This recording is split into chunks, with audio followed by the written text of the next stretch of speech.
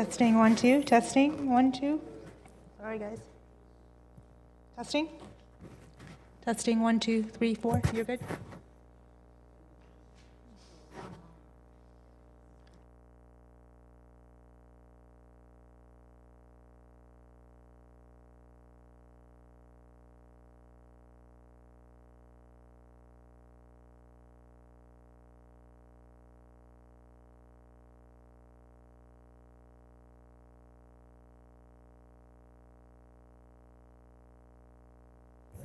Test 1, 2. Test 1, 2, 3.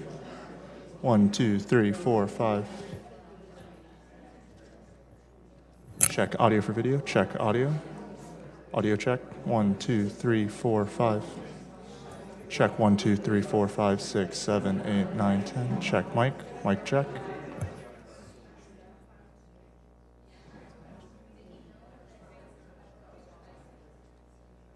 Mic check. 1, 2, 3. Mic check.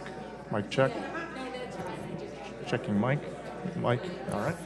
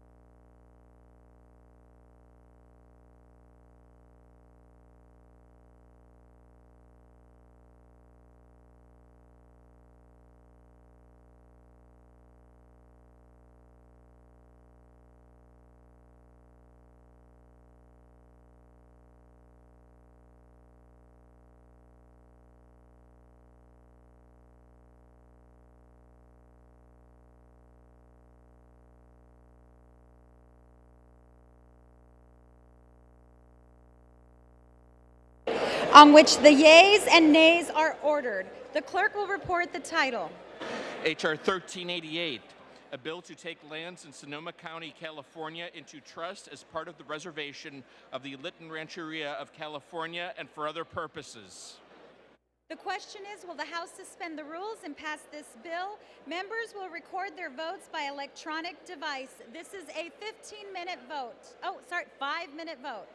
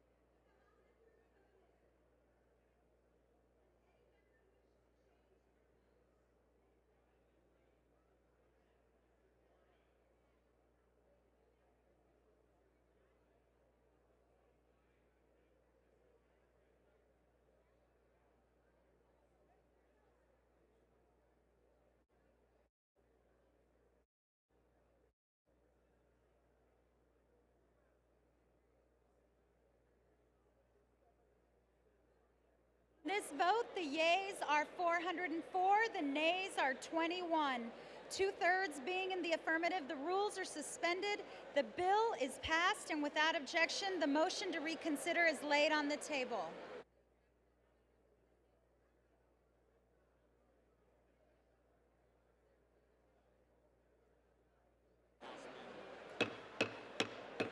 The House will be in order.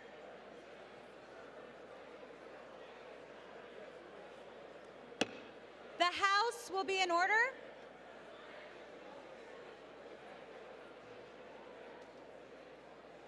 Bang again. The House will be in order. Congress, please clear the well.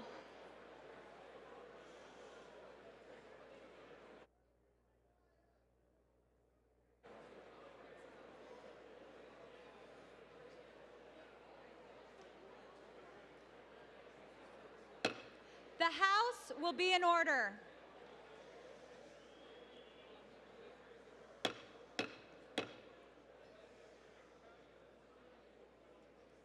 The House will be in order. For what purpose does the gentlewoman from California seek recognition? Madam Speaker, I ask unanimous consent to speak out of order for whatever time I may consume. Without objection, the gentlewoman is recognized. Madam Speaker, our founders envisioned a people's house. The House will be in order. Thank you, Mr. Lewis. This is very important. We're going to observe the 40th anniversary of C-SPAN. You ready for that? Are you braced for the excitement of it all? And if that's not enough for you, today is my birthday.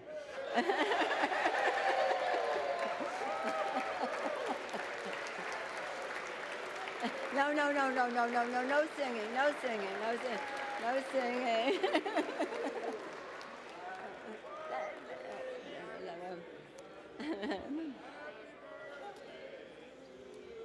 Thank you so much, and I will convey those good wishes to C-SPAN as well. Madam Speaker, our founders envisioned a people's house that would be transparent and accountable to the American people. The very first House sessions were made open to the public, the very first House sessions, so that the American people could see our debates and have their voices heard. I rise to honor an institution that powerfully honors that legacy, ensuring that our sessions can be a town hall for the nation, the Cable Satellite Public Affairs Network, C-SPAN. Since its founding 40 years ago, C-SPAN has offered tens of millions of Americans a front row seat to democracy, training its unblinking eye on Congress and the campaign trail, presidents and parliaments, and so much more. We all know C-SPAN is a pillar of our public discourse and a beacon of unbiased reporting, an institution so committed to objectivity and impartiality that its founder never once uttered his own name on the air throughout 33 years of interviews, roundtables, and lectures. Thank you, Brian Lamb, for your service to our democracy. Is he there?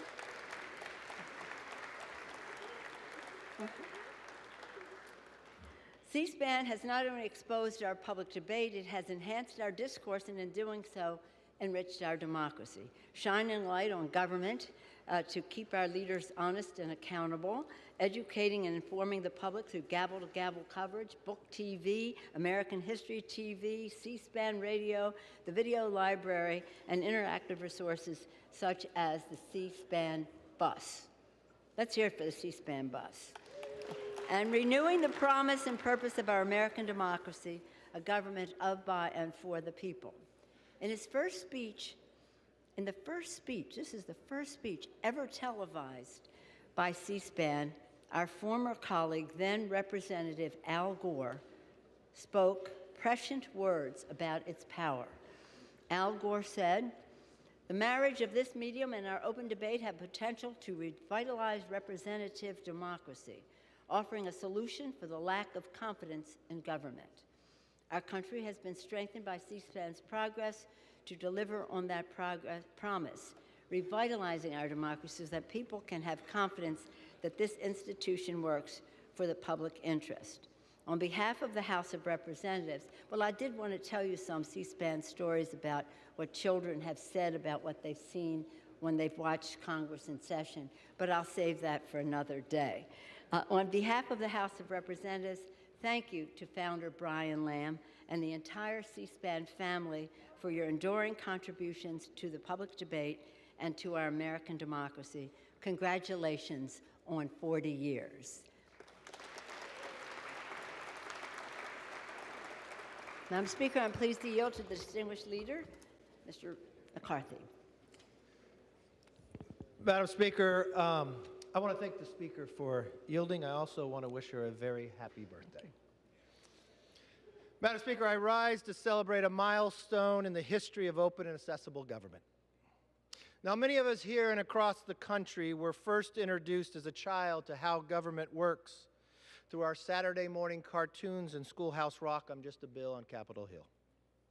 But by giving life to the animation, C-SPAN has taken the education and turned it into experience. And over the last 40 years, C-SPAN has ensured the country experienced some of the most consequential and memorable moments that transpired right here with this body. On the 50th anniversary of the Selma Civil Rights March, John Lewis reminded us of the quiet dignity of the 600 Americans who put their lives on the line that this nation might live up to the promises made in its founding documents. As John Lewis said, our country will never, ever be the same because of what happened on this bridge. C-SPAN was there. At the height of the Iraq War, Sam Johnson, a Vietnam veteran and POW, gave a powerful salute to our soldiers and taught us an important lesson about patriotism and service before self. We are better as a country because of the example of Sam Johnson set. C-SPAN was there. And throughout these 40 years of experiences that have changed the culture of history, from the contract with America to the election of the first woman speaker, it had even captured the lighthearted moments of humor that can make their way into times of very serious debate. C-SPAN captured it all. This is important because of the rise of the internet, and the new media environment has only reinforced the need for C-SPAN's unfiltered coverage and unbiased programming. Now more than ever, people must be able to form their own opinions. They need objective coverage, access to balanced analysis, and the opportunity to debate their views with others in good faith. C-SPAN does just that. Madam Speaker, James Madison believed that representative government did more than cater to individual interests. He said one of its key advantages was that it refined and enlarged the public view about the common good. For the last 40 years, C-SPAN has been an irreplaceable tool for accomplishing Madison's vision. I know I speak for the whole House in congratulating C-SPAN for 4 decades of coverage. I yield back.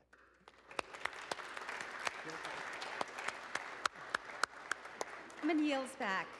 Pursuant to Clause 8 of Rule 20, the unfinished business is the vote on the motion of the gentleman from Arizona, Mr. Grijalva, to suspend the rules and pass H.R. 297, on which the yeas and nays are ordered. The clerk will report the title. H.R. 297, a bill to extend the federal recognition to the Little Shell Tribe of Chippewa Indians of Montana and for other purposes. The question is, will the House suspend the rules and pass the bill? Members will record their votes by electronic device. This is a 5-minute vote. Do I gavel? Oh, no.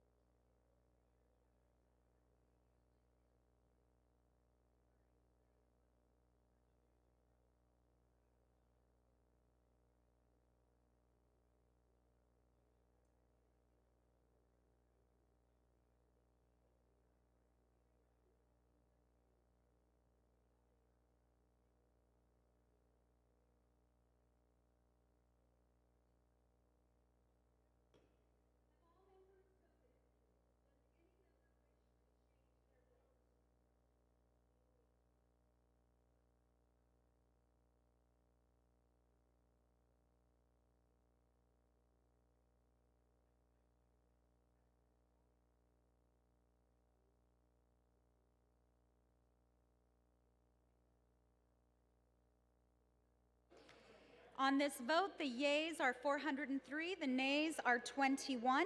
Two-thirds being in the affirmative, the rules are suspended, the bill is passed, and without objection, the motion to reconsider is laid on the table. For what purpose does the gentlewoman from California seek recognition?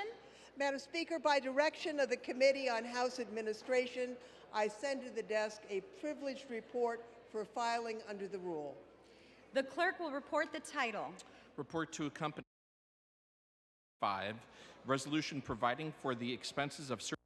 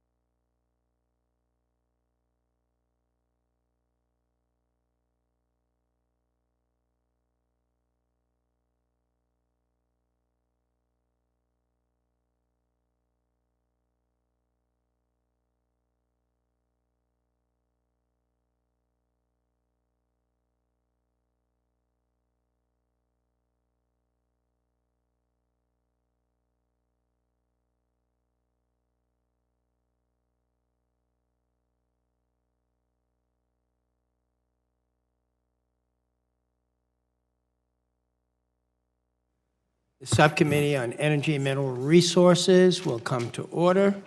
I want to welcome all the guests and all of our panelists for coming. I appreciate that. And I hope, that we come to order and not so much take your conversations off the floor. All right. We're meeting today to hear the testimony on the prospect of oil and gas development in the Arctic National Wildlife Refuge and on H.R. 1146, Mr. Huffman's Arctic Cultural and Coastal Plain Protection Act. And I'm proud to be one of the 115 co-sponsors of that legislation. Under Committee Rule 4F, any oral opening statements at hearings are limited to the chairman and to the ranking minority member or their designees. I'm going to ask unanimous consent that all other members' opening statements be made part of the hearing record if they are submitted to the subcommittee clerk by 5 p.m. today. Hearing no objections, so ordered. As I mentioned just at the beginning, I'd like to welcome all of our witnesses, particularly those from Alaska and from the Yukon, who have traveled a great distance to be here so their voices could be heard at this hearing today. The question about how to approach the coastal plain of the Arctic National Wildlife Refuge has been going on for decades. For the oil and gas industry, it's a promising cash cow with billions of dollars of oil awaiting to be sold. But for others, such as myself and the majority of Americans, it is a fragile ecosystem with exceptional wilderness values that is considered the biological heart of the Arctic Refuge. A place that the Fish and Wildlife Service has said is, and I quote, the most biologically productive part of the Arctic Refuge for wildlife, home to polar bears, caribou, hundreds of species of migratory birds, and countless other species. And for the Gwich'in people, it is simply sacrosanct. They call it, quotes, the sacred place where life begins. A number of their leaders are here today to tell us more about the importance of the coastal plain to their history and to their way of life. I think we should all be able to agree that decisions about the future of the Arctic Refuge should be made thoughtfully, carefully, and with an understanding that this is a one-way street. Oil and gas development, particularly on the tundra in the Arctic, is irreversible. We only need to look at the development to the west of the coastal plain to see the incredible impact or rather impacts, not just impact, that are caused by oil and gas development, where exploration from the 1980s has left scars that can still be seen today. The impacts of any new development in the area will be there for millennia. Because of the exceptional character of the area and its importance to Alaska Natives and Canadian First Nations, it was protected by bipartisan efforts for decades. But the way the coastal plain was forced open in the 2017 tax bill was not thoughtful. In fact, it was barely even thought about.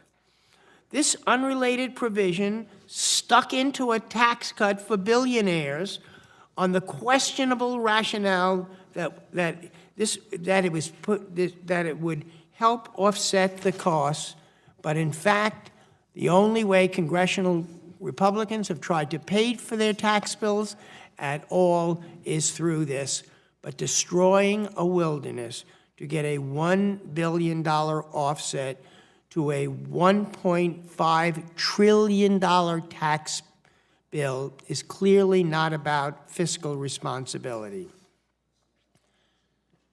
It was simply about getting this through the Senate with only 50 votes, with no vote on protecting the refuge allowed on the House floor, no debate at all as a matter of effect. And all this time, we have never heard the proponents of drilling on the Arctic refuge explain why now. Even the oil and gas industry and conservatives who are members of think tanks did not call for the opening of the refuge in their energy recommendations to the incoming Trump administration. Let's be clear, we are producing record levels of oil in this country.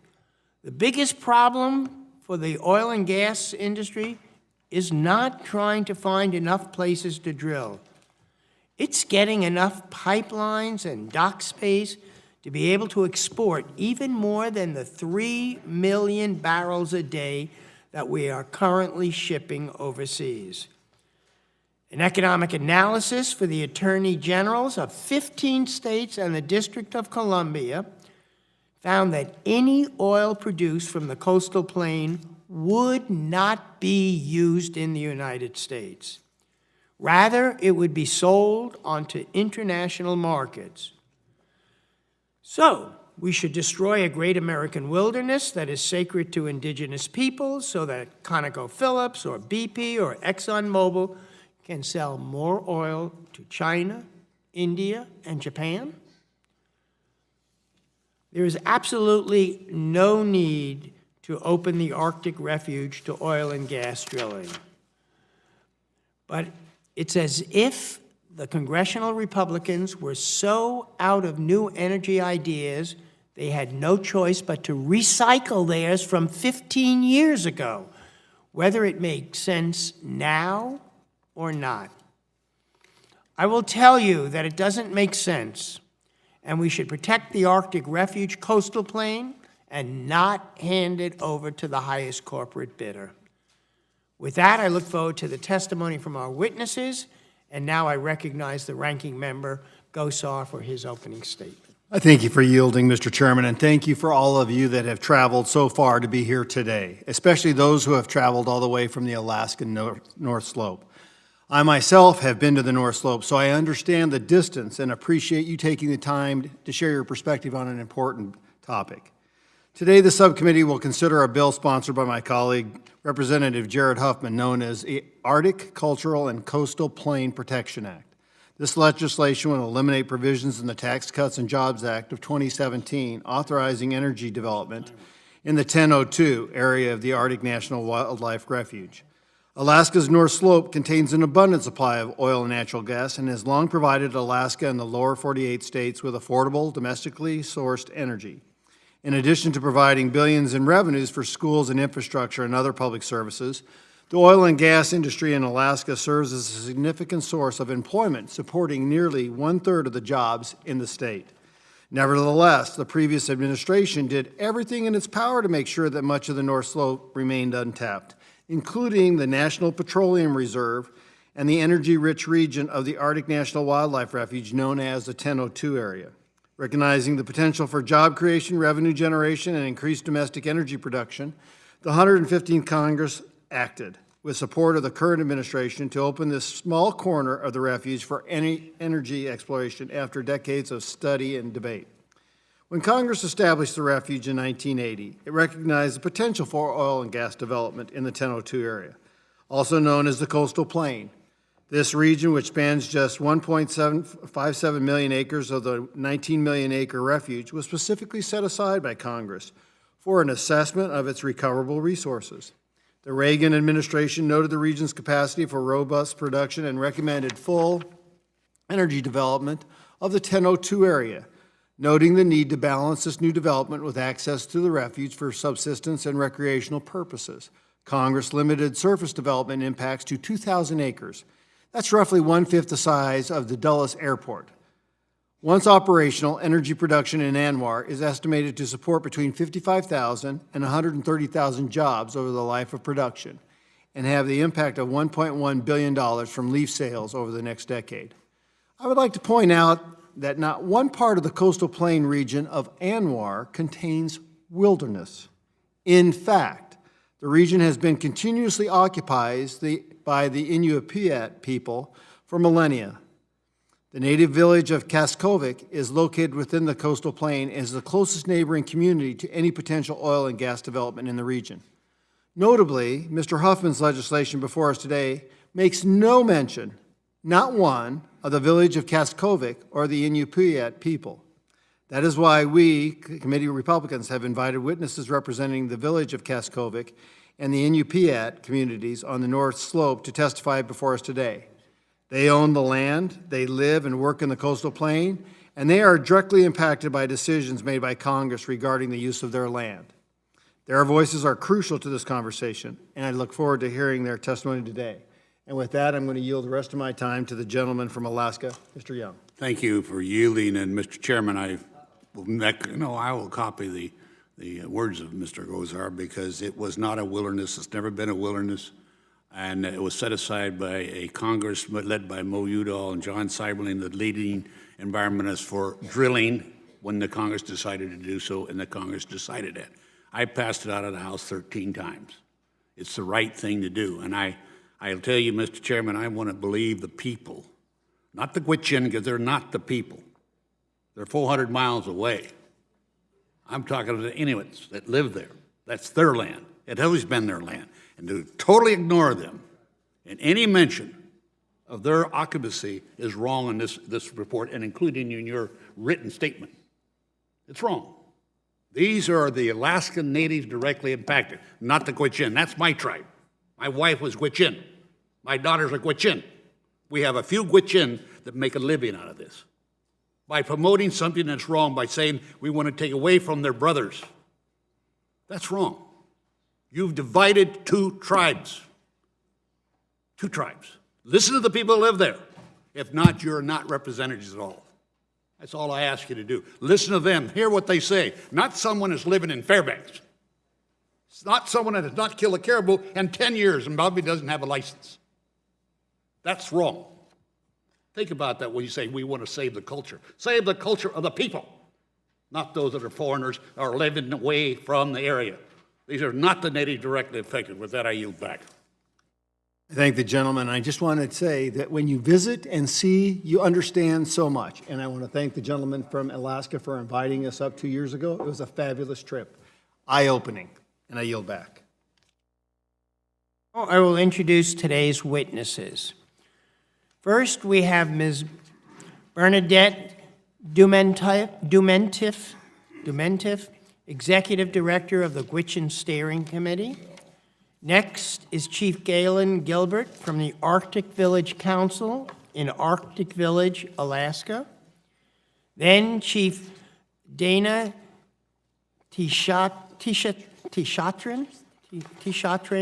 I think so, I hope I pronounce it right, Tishatram, from the Vuntut Gwich'in in the First Nation in Old Crow in Yukon, Canada. Next is Chief Victor Joseph, Chairman of the Tanana, and he is the Chairman of the Tanana Chiefs Conference. Then there's Mr. Sam Alexander, a Gwich'in leader and veteran. And finally, Mr. Fenton Rexford, advisor to the mayor of the North Slope Borough and a tribal member of the native village of Kaktovik.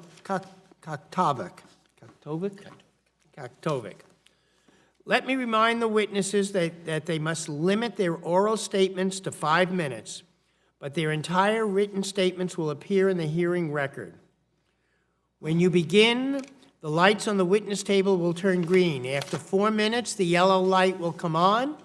Your time will have expired when the red light comes on, and I will ask you to please complete your statement. I will also allow the entire panel to testify before questioning the witnesses. The chair now recognizes Ms. Dumentif for 5 minutes. Thank you to the members of the committee for having me testify today. I would like to acknowledge the Piscataway tribe whose lands we are on. Bernadette Dementifoji, Kuchaja Kutsan Hili. I am Bernadette Dementif, the Executive Director for the Gwich'in Steering Committee. I am Gwich'in Gwich'in and a member of the Gwich'in Gwich'in tribal government from Fort Yukon, Alaska. I am a mother of 5 and a grandmother of 5. On behalf of the Gwich'in Nation, I am speaking today in support of H.R. 1146. Founded in 1988, the Gwich'in Steering Committee is the unified voice of the Gwich'in Nation, speaking out to protect the calving grounds of the porcupine caribou herd. We represent 8,000 Gwich'in in 15 communities of Alaska and Canada.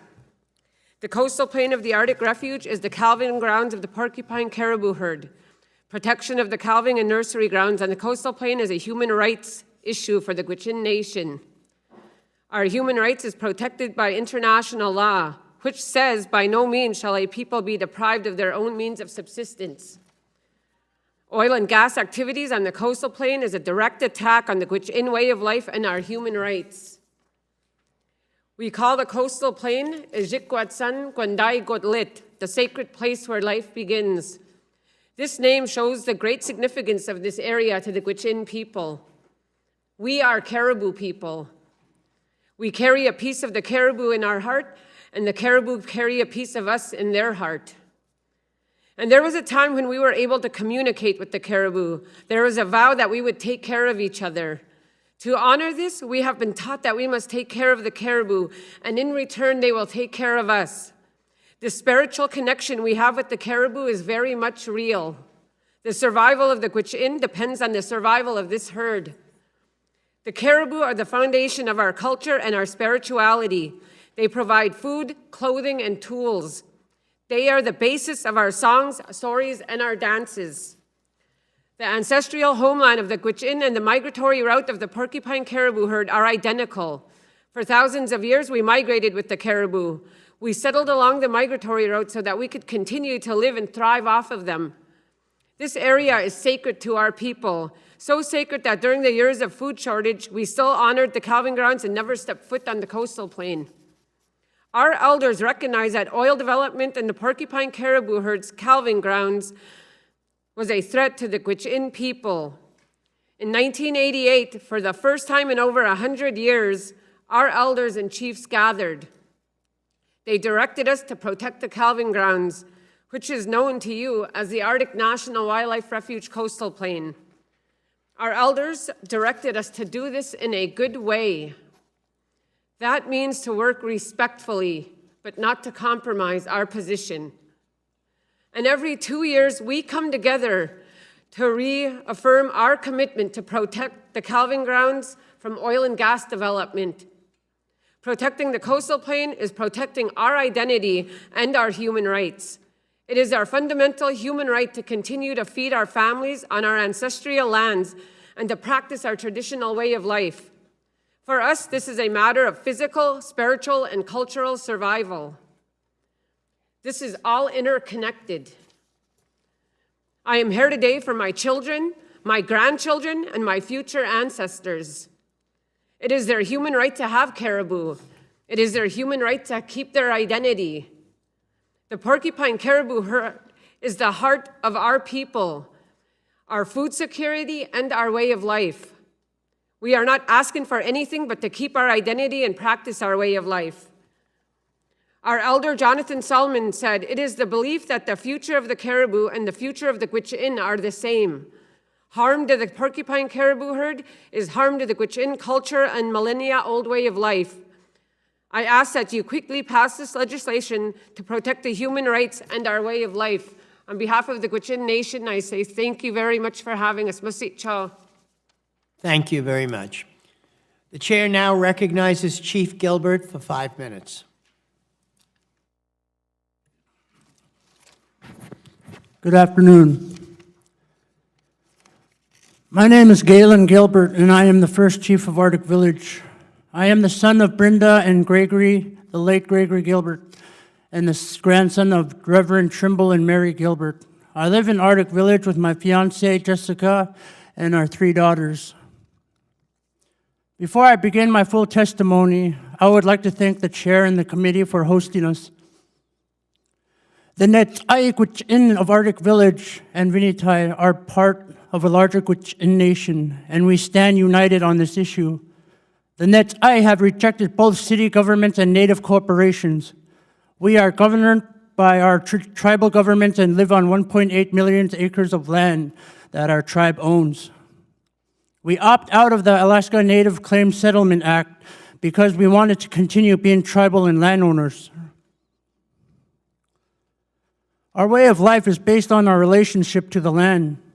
We must care for and respect the land and animals given to us by the Creator. Ijikwat'anguantaikutlit is a sacred and important place. It has historic value as a place where Gwich'in have traveled, camped, hunted, and traded since the beginning of time.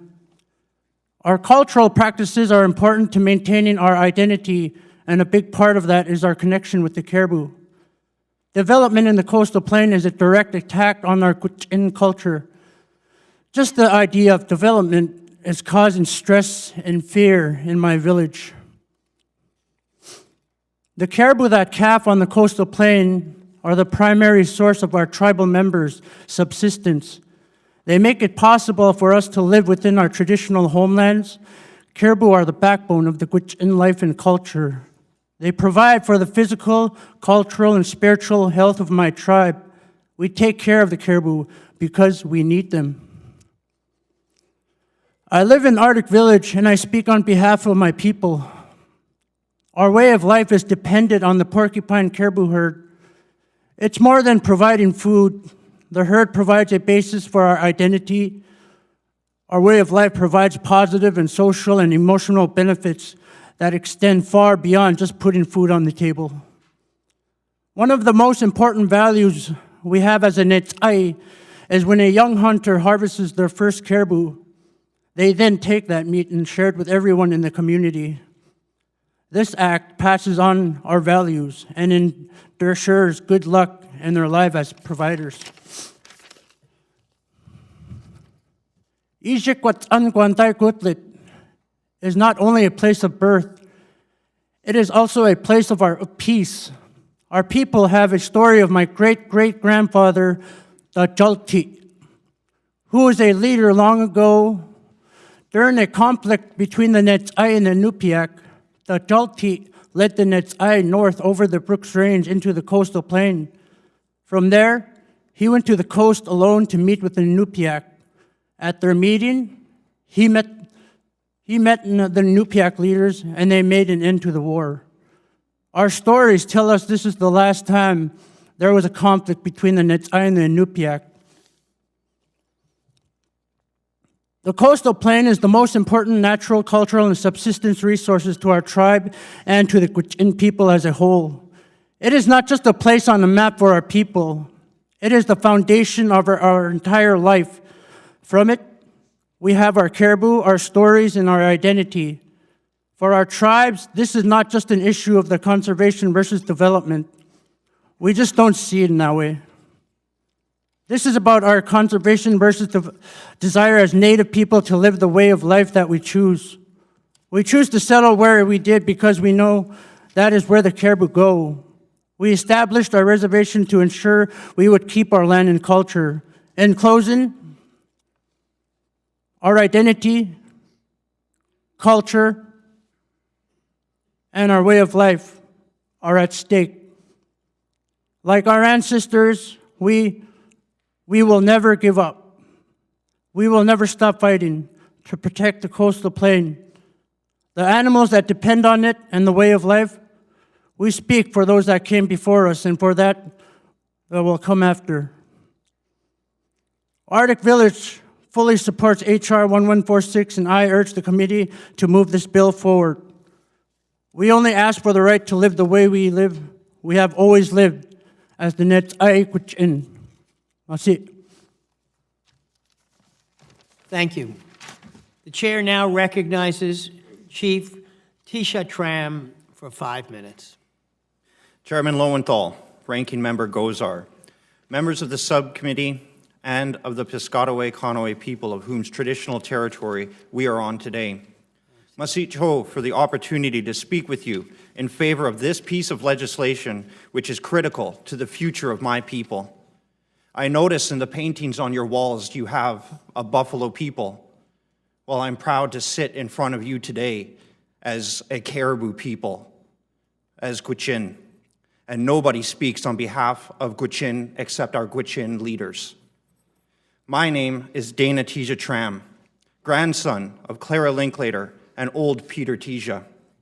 I am the chief of the Vuntut Gwich'in First Nation of the Yukon in Canada. But no border separates the Gwich'in, and we speak in unity in protection of the porcupine caribou herd. Long ago, the Gwich'in followed the caribou to see where they went and to learn their ways. They led us to the northeast coastal plains of what you now call Alaska. It is here we became one with the caribou. We did this by exchanging half of our heart with half of the caribou's own. And in this way, we would always know where the other was. In this way, we would be connected forever. The immense value of the birthing grounds was recognized on this day over a millennia ago, and why today the Gwich'in call it Ejik Gwatsat Gwandai Godlit, the sacred place where life begins. If you drill in this sacred place, it will destroy the caribou and therefore destroy the Gwich'in. Our nation stretches from Alaska throughout northern Yukon and into the Northwest Territories of Canada. Vatsai, caribou, is known as the lifeblood of our people and our connection to them. We are a people who belong to these lands and waters and to the animals who share them with us. The Vuntut Gwich'in define themselves by the life-giving lakes in a region in the Yukon called the Crow Flats. The term Vuntut Gwich'in literally translates to those who dwell among the many lakes. The Gwich'in in northeast Alaska call themselves the Gwich'in Gwich'in, those who dwell in the flats, and so on. Every region, the identity of our people, reflected in our names to represent the body of our persons and the deep understanding of our belonging to these lands. We are all Gwich'in, and we are a caribou people. Our entire nation, as a northern Arctic people, and especially our hunters, trappers, and gatherers, can tell you of the immense changes our lands are subjected to under the breaking weight of changing climate. Our lands are now slumping, entire lakes draining, and even entire rivers reversing as the permafrost and glaciers that held our ancient lands together are now melting and eroding at accelerating rates. Protected lands will give animals the chance to survive our changing climate in our lands. Development in the calving grounds of the porcupine caribou will further threaten the fate of the herd and the fate of my people and our nation. The herd is the sustenance of our very being, mind, body, and spirit. Our people know where we come from, and we can see the exponential pace at which this new world is affecting us. A world that seeks dominion over the lands, animals, and resources that is at odds with our traditional way of life, which teaches a respectful relationship with each. The complete change of our lands and culture leaves us in possibly one of the most important junctures in our history. The question being, will the velocity of these changes and development swallow our people's future, our relationship, and our ancestors? This bill directly addresses Gwich'in human rights. This bill will restore Western protection to a sacred land and life cycle that Gwich'in have always recognized since time immemorial, and if passed, will respect the caribou and the Gwich'in's continued journey together in this world. Since 1988, upon our elders' direction, we have tirelessly advocated and worked to protect these lands and our ancient way of life from the needless development.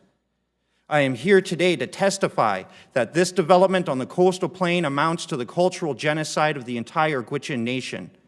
We have lived in balance with the porcupine caribou herd since before any mark of modern history, and now development threatens to destabilize all of this.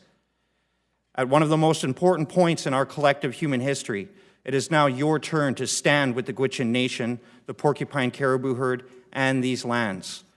We have done our work. Now it is up to you to respect, honor, and value the lives of us all by passing this bill. Merci. Thank you. The chair now recognizes Chief Joseph for 5 minutes. Thank you. Chairman Lowenthal, Ranking Member Gozar, and members of the subcommittee. I appreciate the opportunity to testify today. My name is Victor Joseph. I serve as the Chief Chairman of Tannin and Chiefs Conference. TCC is a nonprofit consortium of 42 members, of which 37 are federally recognized tribes. Our region includes the Gwich'in Nation. TCC is governed by tribal leaders who provide oversight and guidance in the management of TCC. Our tribes stand united with the Gwich'in tribes in opposition of all oil and gas activities on the coastal plain of the Arctic National Wildlife Refuge. You have heard firsthand from the Gwich'in leaders why the birthing grounds for the porcupine caribou herd is so important to their existence as a people. TCC joins the comments provided by my fellow panelists. The purpose of my testimony today is to provide the subcommittee with an overview of how complex the legal history of Alaskan tribes have impacted our ability to continue our way of life. The history reinforces why protecting the coastal plain is so important. Alaska is often misunderstood, even by those who live in the state.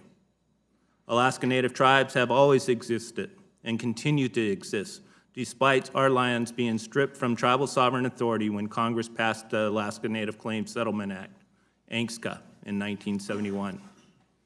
ANCSA created profit-making Alaska Native corporations to receive over 45 million acres of land. Tribes were not mentioned anywhere in that act, but there are 229 federally recognized tribes in the state of Alaska. To be clear, the ANCSA corporations are not tribes or tribal governments. While some hail ANCSA as a success because of their financial successes of the for-profit corporations it established, it has made it extremely difficult for tribes to have meaningful role in wildlife and resource management. The lack of co-management often creates hunting and fishing regulations that criminalize our people for doing what we have been doing since time immemorial. Living off the land and practicing our religious and spiritual rights. In Alaska, Native communities harvest approximately 22,000 tons of wild foods each year, and an average of 370 pounds per person. Our spirituality and culture is deeply rooted in harvesting of these wild foods and sharing them within our communities. A decade after ANCSA, Congress sought to protect Alaska Native hunting and fishing rights by enacting the Alaska National Interest Lands Conservation Act, ANELCA. To be direct, ANELCA has failed to protect Alaska Native way of life. The complex legal landscape is the backdrop in the fight to protect the calving grounds for the porcupine caribou herd and the ability of the Gwich'in Nation to exist. The TCC tribal leadership recently reaffirmed its resolution, which calls on Congress and the President to permanently protect the calving grounds of the porcupine caribou herd. TCC urges Congress to return to the strong support of protecting the refuge, including the sensitive coastal plain. This place is one of the most sacred locations to the Gwich'in people. Its protection is necessary for their continued way of life. When TCC opposed the Tax Act, we warned that the NEPA process would be truncated and the Native tribal voice silenced in any plan. Unfortunately, we were right. That's exactly what is happening. The Tanana Chief Conference concludes that protecting the coastal plain and setting it aside as wilderness is the best and highest use of the fragile area. It preserves the intact of an ecosystem critical to both the caribou and the Gwich'in people, whose way of life is dependent on the herd and each other. We hope that you agree and will advocate for the protection of the Arctic National Wildlife Refuge coastal plain, its wildlife, and the indigenous people who are so closely linked to it. Thank you for this opportunity. Anabasi. Thank you. And now the chair recognizes Mr. Alexander for 5 minutes. Dringwinzi, Shoji Samuel Kucha Je Guts Anithliga Tananguichi. She a ran nai Clarence Ginny Alexander Gvozri Kucha Je Guts Anginli. Good afternoon. My name is Sam Alexander. I'm from Fort Yukon, but I live in Fairbanks. My parents are Ginny and Clarence Alexander from Fort Yukon.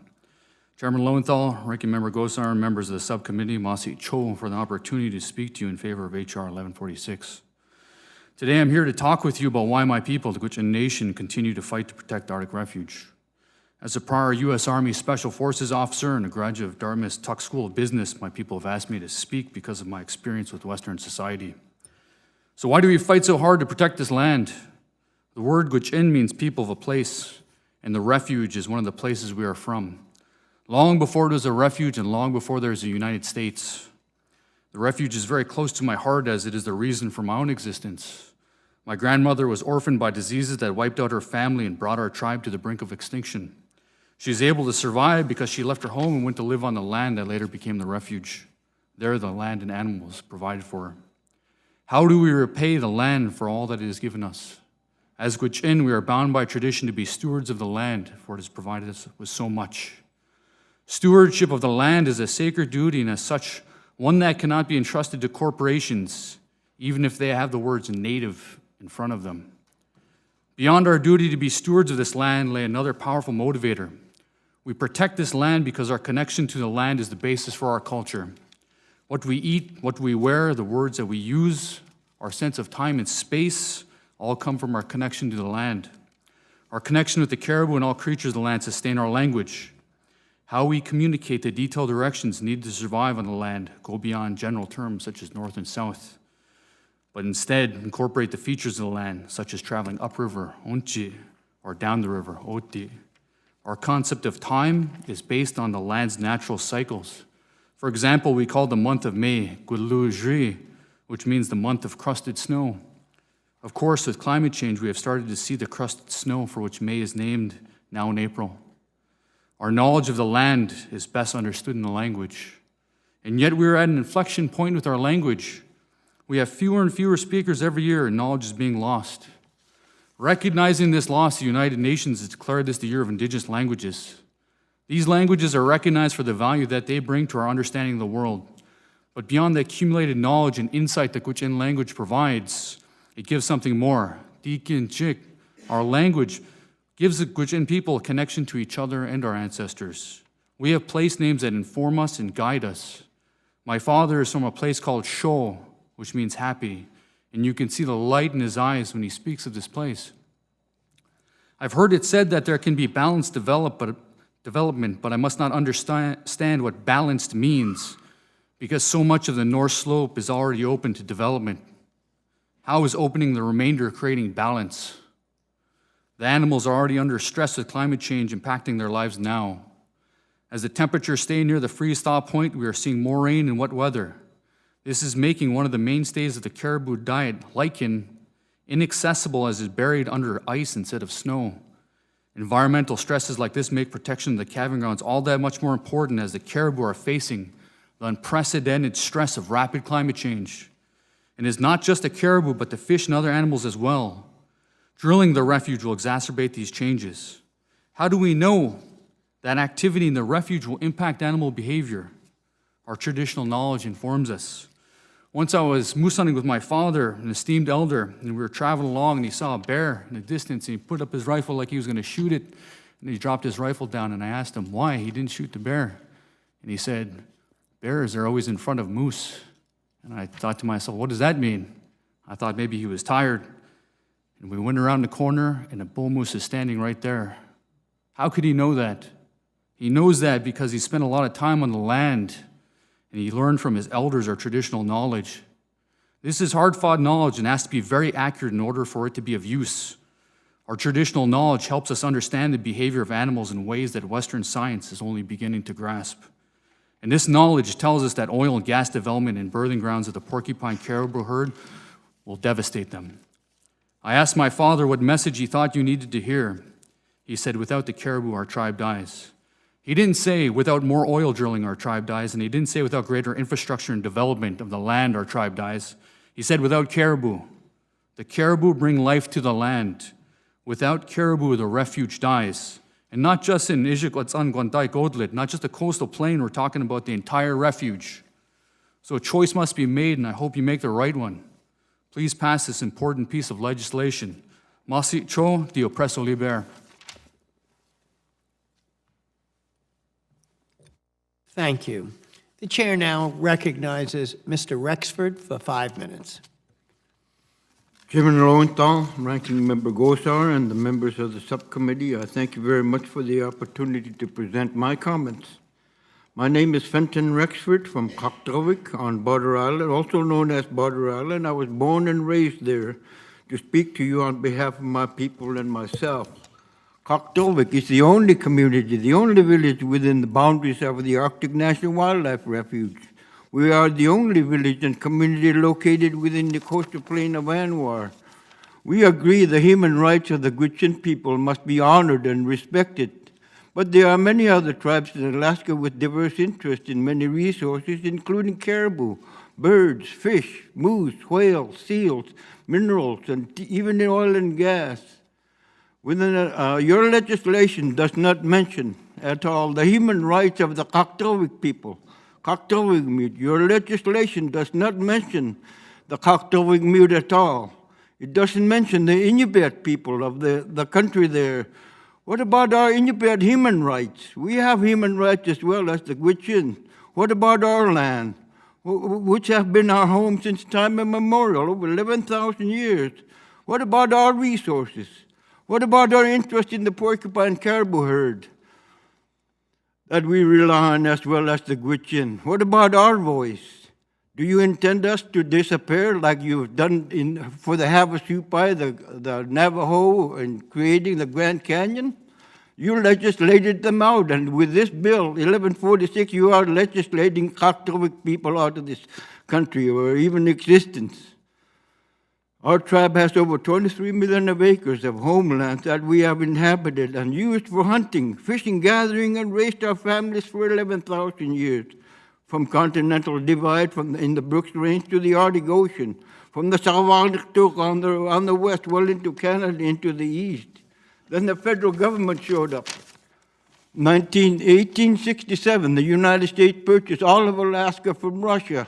Even though Russia did not exercise dominion over our lands, the Senate, the U.S. Senate, ratified the purchase and Congress funded it. 1947, the U.S. military, Cold War, arrived on Border Island and Kaktovik to build a 5,000-foot runway and hangar. We were told to move our village, our homes, our ice cellars, graves, and cemeteries were bulldozed and filled in.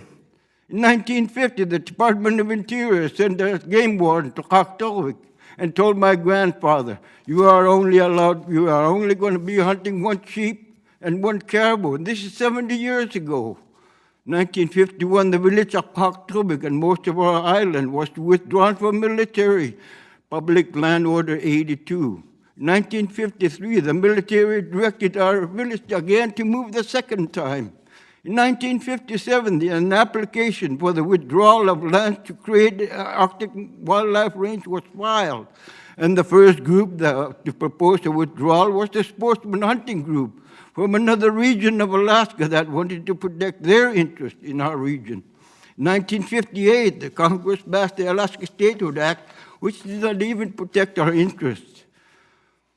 1960, the Secretary of Interior issued Public Land Order 2214, reserving Arctic National Wildlife Range. The range was established without our input, Kaktovik input, without consultation. Our rights to hunt were now restricted further. 1964, the military directed again the third time to move. 1971, the Congress passed the Alaska Native Claims Settlement Act. Aktoik received just 4 townships of land within our region. Congress terminated our Aboriginal rights and claims to the hunting and fishing rights as well.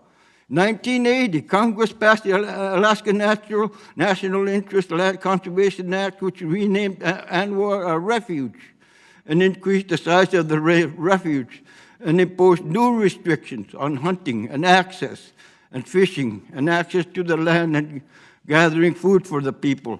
Congress claimed to protect our access to the refuge, but we have struggled for 40 years to exercise our subsistence rights and our right to travel across the land managed by the U.S.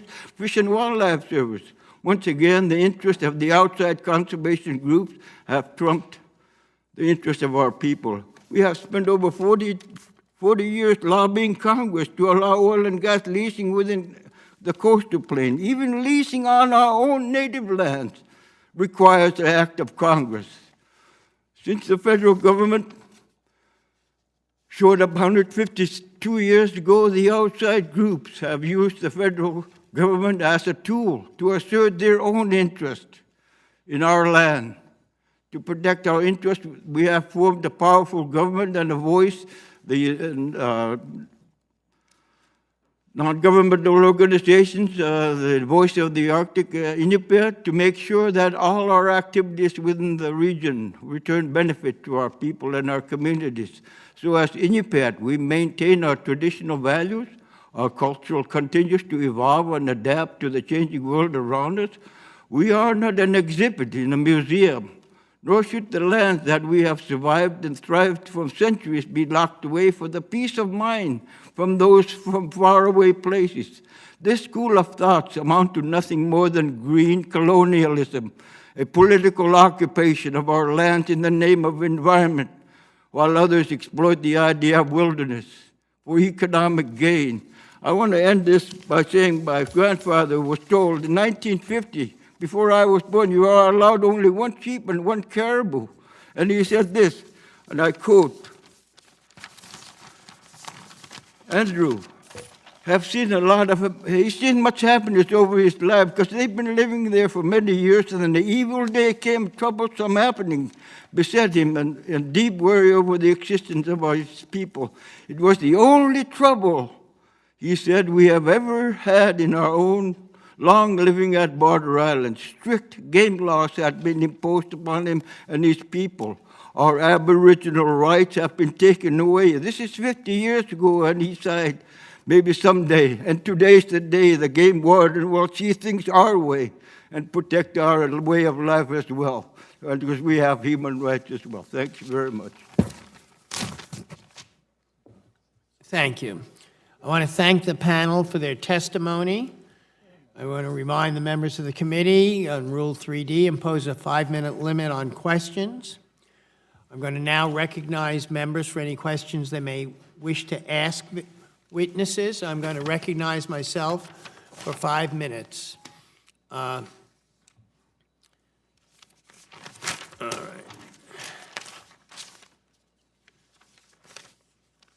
And again, I want to thank all of you for being here and for your, as we could absolutely hear from all of you, your deeply heartfelt testimonies. Traveling from your villages to Washington, D.C. is an extremely long trip. But if you listen to some of the proponents of drilling, your opposition to drilling in the Arctic Refuge, those of you that are opposed to it, is in large part based on your interest in taking just these kinds of trips. For example, one of our witnesses in the second panel, Mr. Glenn, testified in front of the Senate Energy Committee in 2017 that, and I quote, big and powerful environmental lobby, end of quotes, is effectively bribing the Gwich'in with, again, I quote, promises of trips around the world and per diem in order to oppose drilling on the coastal plain and generate large donations to the environmental lobby. I have 2 questions about this. First, how do you respond to Mr. Glenn's characterization of how and why you became involved with this issue? And second, is there any irony in referring to this quote, big and powerful environmental lobby, when we're looking at how the oil and gas industry operates on the North Slope? Mr. Alexander, I want to start with you, and then I'm going to ask any of the other panelists to jump in. I understand you have some thoughts about this. Would you like to respond to this? I do, Mr. Chairman. And I'd like to make something very, very clear to this audience and to everybody out there that's listening. And that's Mr. Don Young does not represent the Gwich'in. He does not represent the Gwich'in in our voice. I represent Alaska. I represent Alaska. I don't represent you. He might because have you a don't wife represent that the was Gwich'in. You but he don't does not represent represent the the Gwich'in. I'm here. I am here because the elders have sent me to be here. So I want to be clear on that. This is the question I'll answer, Mention though. the names of people. I will, let us be clear on that. What I'd like to say is this. I am here, and somebody's telling me I get to take a trip around the world. I got that invitation years ago. It's called the U.S. Army, when I did my 3 tours in Iraq. So I've seen plenty of the world, and I don't need somebody to send me else outwhere. And so you think about that. I've been to combat. I know what war is like. And I came home, and I see my people under attack, and so what do? I do what a warrior does, and I go where my people send me, and that's here. That's what I'm here to do, is to represent us as Gwich'in people, as the warriors that we are. So let's be clear on that. As for this, you think about the oil industry and the influence that they have. Imagine that we're here, and we're not getting paid to be here. I got a 7-month-old son. If you think I want to be here more than I want to be with my son, you're out of your mind. We are making sacrifices. I pay for my trip being down here with my veteran's disability. I make sacrifices. Everybody you see here makes sacrifices to be here. And so to say that we're doing this because we're going to get some sort of trip is an insult. Thank you. That wishes to respond to this. Yes, Chief. Masit Cho.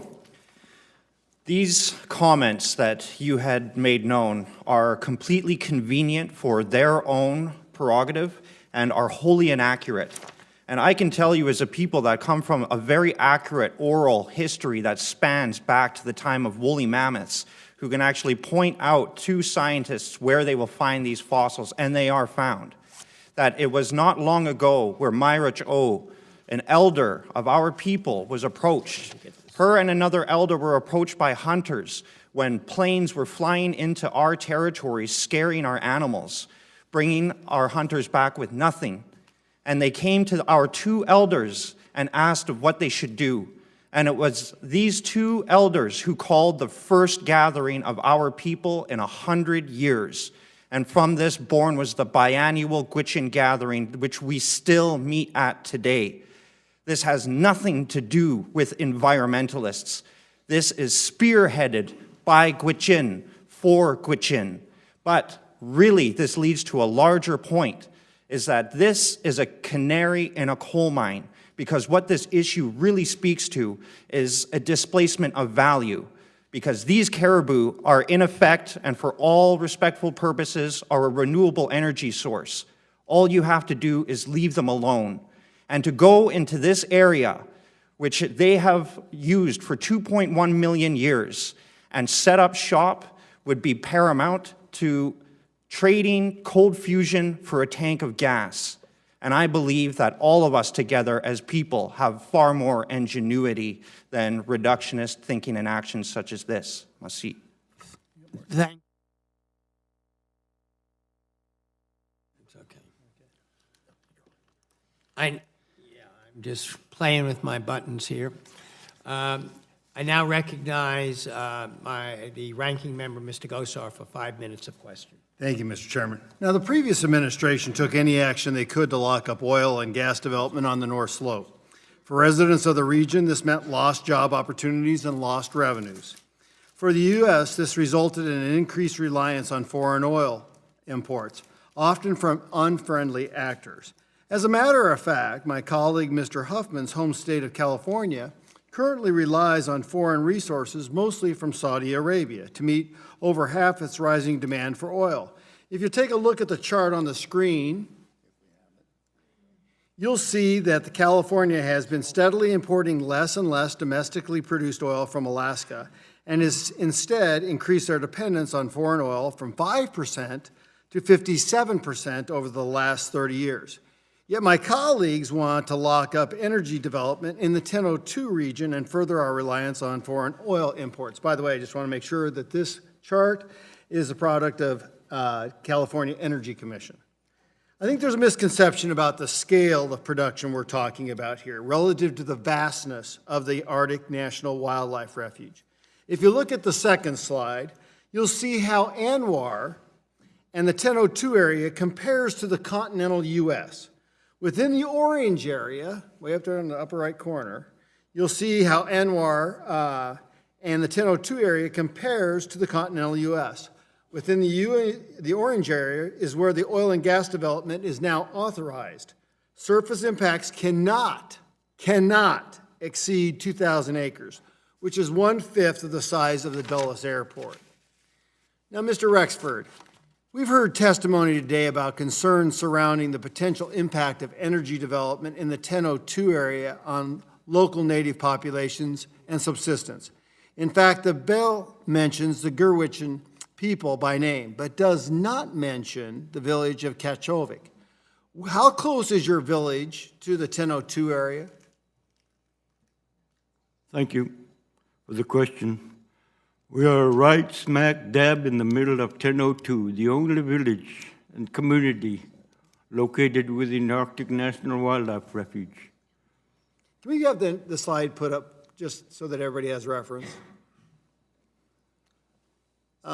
That's you in the upper right. That's us in the upper right. We own 92,000 acres. As I mentioned earlier, it requires an act of Congress to develop our own private land. Now, who in America would have to have the act of Congress to develop their own land? Nowhere else in the world. It's crazy. So let me ask you a question. How will energy development in the 1002 area impact the village of Katkovic? Can you say that again? How will the development of oil resources in the 1002 area, how will it affect your village? Sir, we've been experienced, and we have had benefits. Earlier I mentioned that we created the North Slope Borough to impose income tax to the oil industry. We've created schools. We've created jobs. We've created roads. These things we didn't have 70, 60 years ago. And the benefits are very good for our health.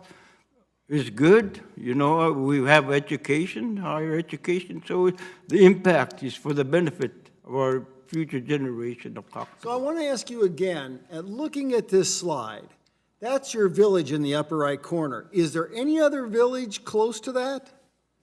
Not within 100 miles, sir. Nuiqsut is the only village within the North Slope Borough that is closest to us. So I find it preposterous that we would introduce a piece of legislation that's not even, you weren't even consulted? We were not consulted that this bill would be introduced. It's absolutely incredible. You know, and I've been there to the North Slope. So to hear and see functionally what is there is astonishing. I got to commend the former chairman for inviting us up there, because once you see, you understand. Now, you know, in another hearing we actually had on government oversight last year, we actually started looking at the Russian involvement with environmental groups, because the Russian country is a one-trick pony. They're only about energy. And if they can stop energy production here, once again, you'll see maybe California take more Russian oil or Mediterranean or Saudi Arabian oil. So this has really got a big impact. Can you tell me quickly how you talk about the green green colonialism again? I think we need to hear that again. Yeah, thank you for that question. You know, when Grand Canyon was created, U.S.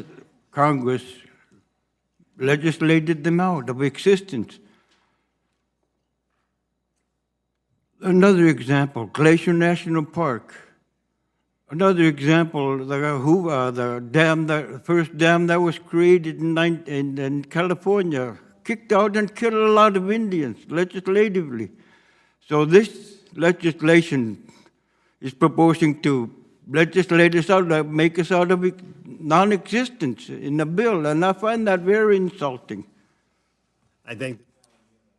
Thank you. I just want to remind members to be respectful of each other, not to mention people's names in their presentations. Other members try to refrain from doing that. And I now recognize Representative Huffman for 5 minutes of questioning. I want to thank the chairman for having this very important hearing on the bill. And I'm actually pleased to hear at least an inkling of concern for a consultation with indigenous people from some of my colleagues across the aisle. It's the first evidence I've heard of any interest in this notion of actually treating indigenous people with respect and listening to them. It's too bad that it's limited to native corporations who sell out in multi-million-dollar ways to big oil and gas companies, but hey, it's a start.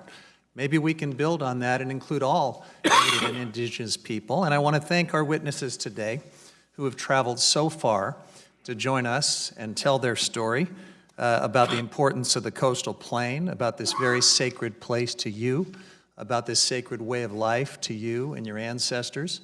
And I'm sorry that you had to suffer the indignity of having your character and your motives and even your connection to this place and this sacred way of life impugned.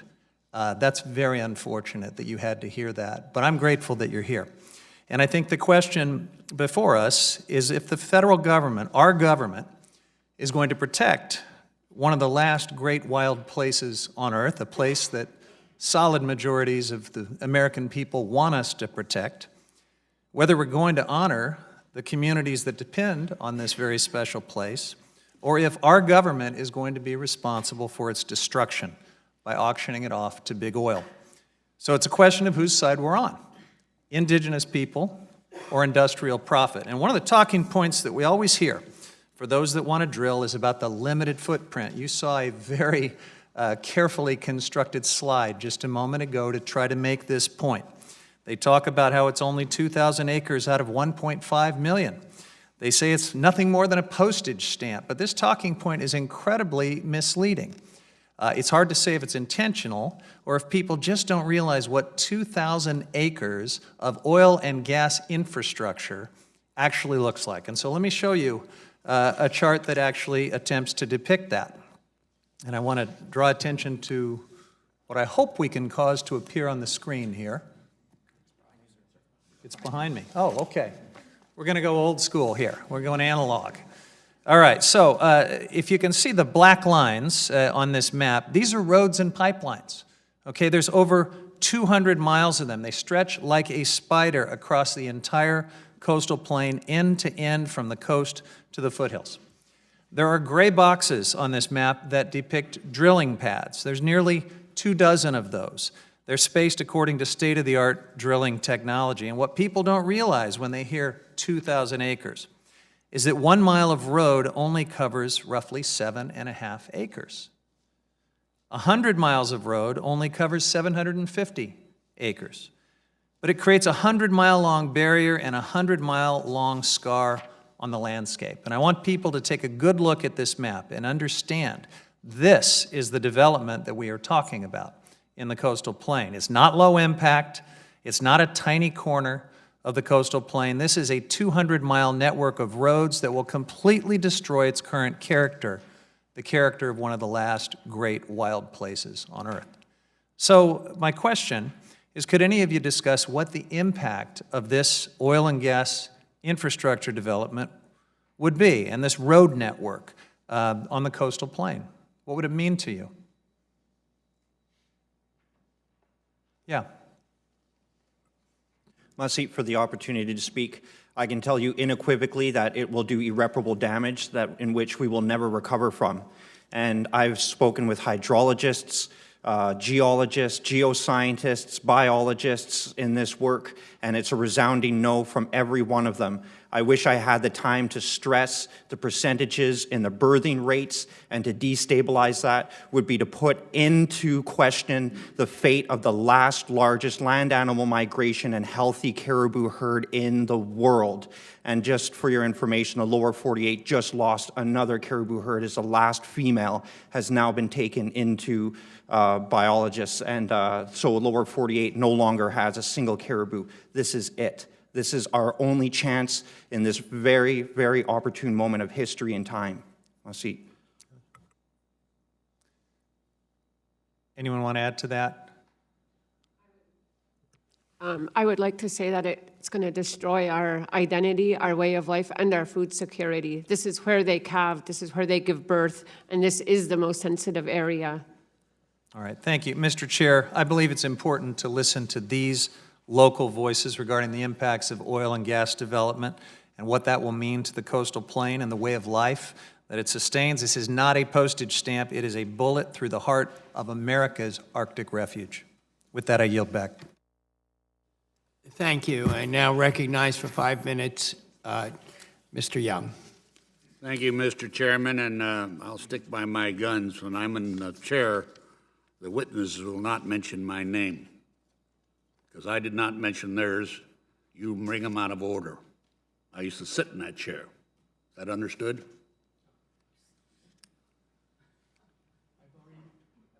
I just want to make it clear. I've already made that statement. Point of a parliamentary inquiry, does this standard that my colleague is articulating include mentioning where he thinks their hometown is and disparaging them for not living close enough to the coastal plain? Because that got pretty personal. Now, if you want to argue, I'll argue with you later, okay? Okay. All right. We'll take care of that little problem, you know? I just want to thank the panel. Although some flew out of Fairbanks on a nice clear airfield, Mr. Fenton had to take and get a charter airplane because of the weather. And I want to ask you, Mr. Fenton, do you live in a wilderness area? You know, a lot of laws have been passed, and I've heard of inklings of creating wilderness. I do not live in a wilderness area, sir. Well, you in your testimony, you mentioned the Air Force, Fish and Wildlife, DEW Line, roads, airport. That's not a wilderness. Yet this bill would make it a wilderness because you weren't consulted. I think that's unfortunate. May I list, how long do you think your generations have lived there? We have lived there many, many thousands of years, sir, even before Moses and you've taken care of the area. Say again? You've taken care of the area. Oh, yes, we were the stewards. We've been stewards of the land for many years. And you've utilized the land to your benefit of your people. Yes, sir. And that's very good because you live there. These are the people that live there. I keep stressing that. And I will say again, Mr. Chairman, I've been in this business. I was actually passed this bill 13 times. And I have an old saying, when you own a boat, Mr. Huffman, you never go to the bow and urinate. You go to the stern. You can catch what I'm saying.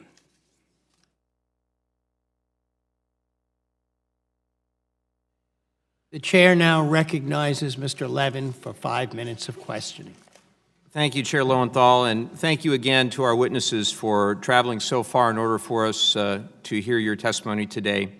Now, I'm a proud Californian, and in regard to the claim that any measure being discussed would increase oil imports in California, I'd remind my colleagues that my state has made an overarching commitment to cut all petroleum use in half by 2030. And our objective in California is to reduce oil consumption, period. Any scare tactics alleging the opposite ring hollow. That being said, I appreciated the opportunity to hear about how drilling would affect your communities as well as the impacts your communities are already feeling as a result of our changing climate.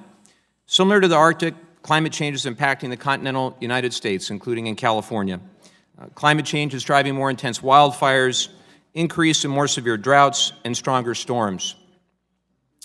To the panel, I understand that NOAA, the National Oceanic and Atmospheric Administration, recently released a study showing that the Arctic has experienced the 5 warmest years on record, and the amount of sea ice in the region is close to its all-time lowest level. One of my concerns about the administration's headlong rush to start drilling in the Arctic is the climate impacts of creating an entirely new oil and gas field out of a wilderness. This is particularly concerning in the Arctic since you are seeing some of the most dramatic warming on the entire planet. So I'll ask the panel, how are your communities dealing with the climate-driven changes you're seeing, and how will oil development impact these changes? Hi.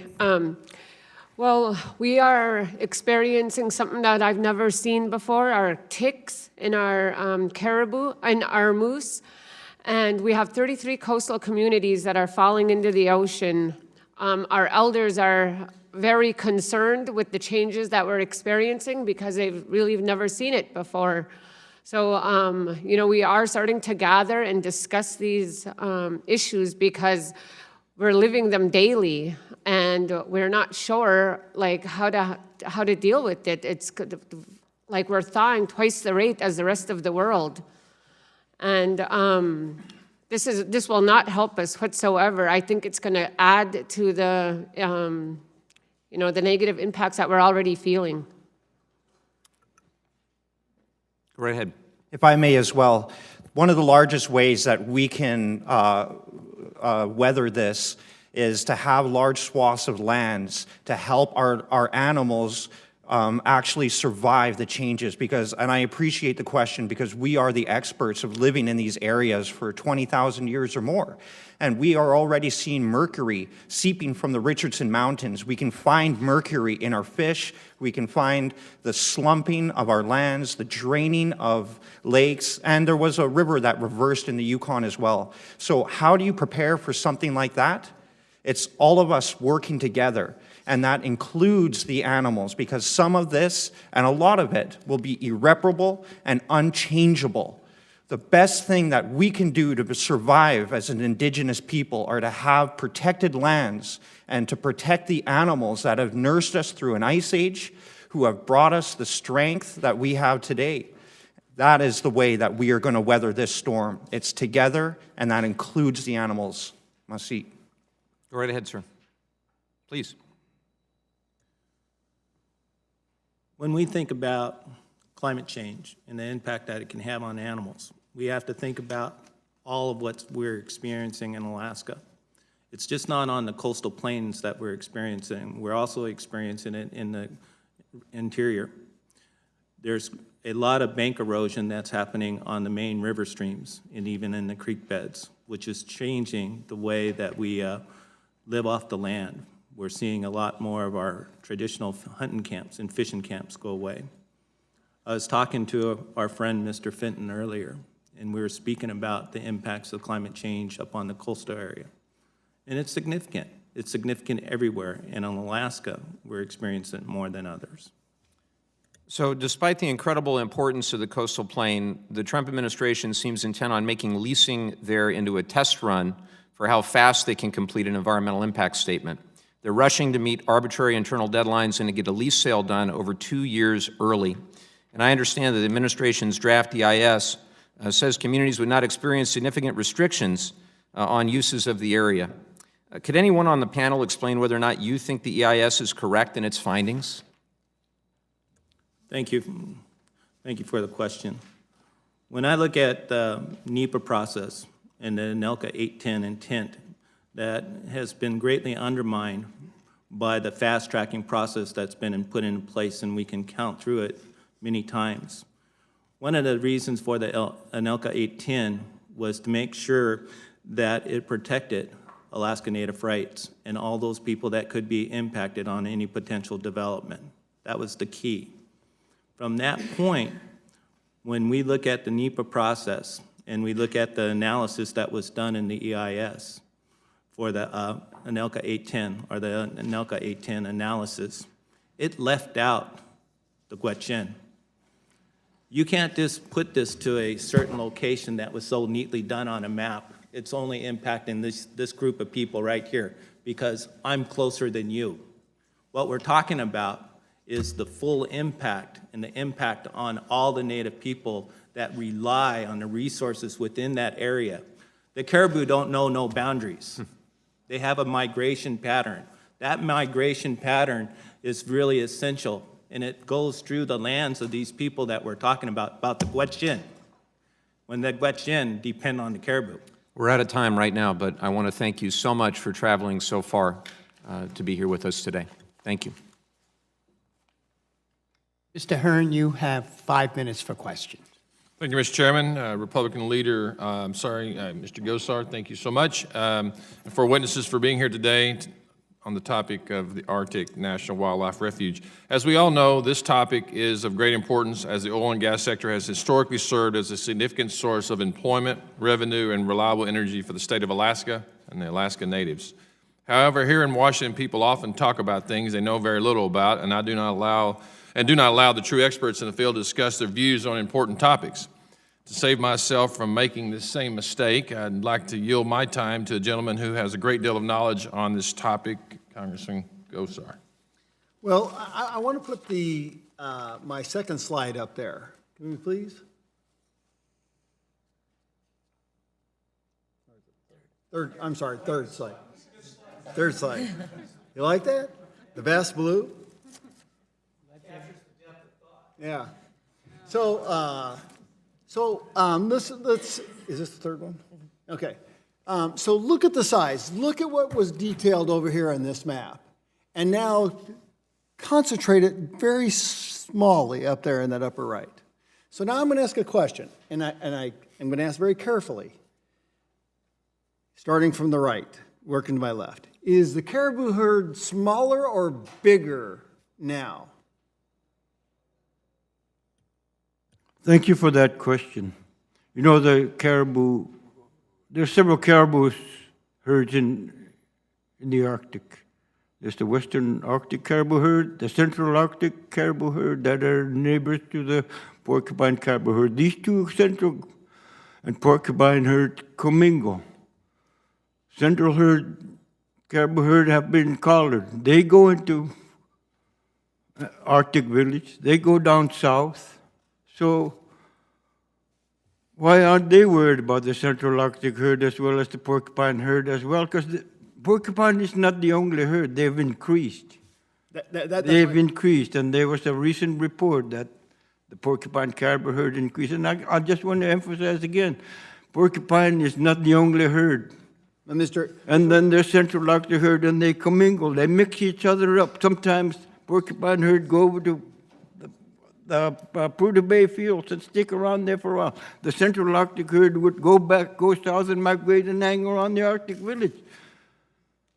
So there's commingling. You cannot call a herd porcupine herd when they're commingled. And well, from what we've seen from scientific data is they've gone up. So let me ask you one more question, Mr. Rexford. So we were told when we were out there in consultation with the tribes that the pipeline has had no ill effect at all on the caribou herd. Yeah, we've had the same fear, and when the oil was discovered in 1968, sir, we had the same fear. We were fearful. We were against development. We were thinking that the caribou would not be there, the waterfowl would not return, we would not be able to hunt. So these kind of things are, our worries have been not there because the caribou and the waterfowl are coming back. All right. Chief, I want to come to you because you showed some interest in this. Please explain to me how a road is irreparable. I need to understand the geological structure, how it is irreparable on a road. That's science easily shows that just from two-dimensional exploration in the 80s in Alaska. Those roads and their reports that show that the trails are still there.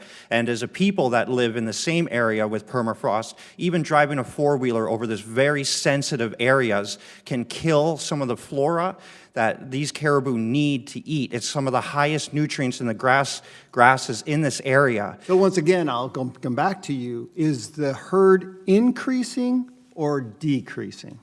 If you look at this, no, actually, it's one or the other. The science shows that it's increasing. Go ahead.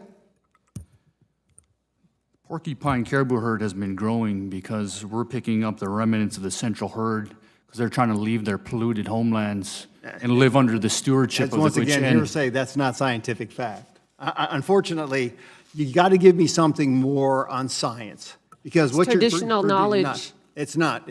Well, it's not showing us because the herd is actually increasing. So I'll yield back. Thank you, and now I offer 5 minutes to Representative DeGette. Thank you, Mr. Chairman. Well, if you look at that exhibit that's up on the screen right now, there's no pipeline right now in Kaktovik. Is that correct, Chief? That's correct. The pipeline's over in Prudhoe Bay, is that right? Correct. And what you're saying is that some of the herds have commingled and they've gone over to the porcupine caribou area. Is that correct? That is correct. And from 2008 until 2016, that area was, under the Obama administration, that area was managed as a wilderness area. Is that correct? Correct. And that's the time the herds have gone up in number, right? Yes. Now, I too want to thank our Gwich'in friends for coming today and everybody for coming. I actually have been to these lands some years ago, and I actually camped in these lands some years ago. So I didn't just go there and stay in some hotel and fly over. I went and camped and walked your lands. Thank you for letting me visit. And I saw 45,000 caribou, porcupine caribou, on one mountainside over here, and they were migrating to the plains to engage in their calving process. And so I agree with what you're saying, having seen it, and I do think Mr. Young and others, and that's why I wanted to come today. I think it is important to see a place when you're talking about legislating about that place or building oil and gas pipelines and all of the other things that Congressman Huffman talked about here. And I did see it, and I know those 45,000 caribou, they don't just stay in one place where the line is marked. They move through, and they are integrated. I also met with many of the Gwich'in leaders when I was there, and I learned how integrated you and the porcupine caribou are. You're part of the same, and I understand that, and many of us understand it. So I really want to thank you for coming to talk to us about this today. And I also just want to stress what Congressman Huffman said, which is these lands have been managed as wilderness because of these concerns. And so it's not like suddenly we're removing development that's been there today. Ms. Dementif, I want to particularly thank you for coming to my congressional district, Denver, Colorado, to testify at a hearing that the Gwich'in Steering Committee, Defenders of Wildlife, Alaska Wilderness League, and the Wilderness Society hosted these hearings across the country because the BLM wouldn't, and you were there. So I want to thank you for coming there too.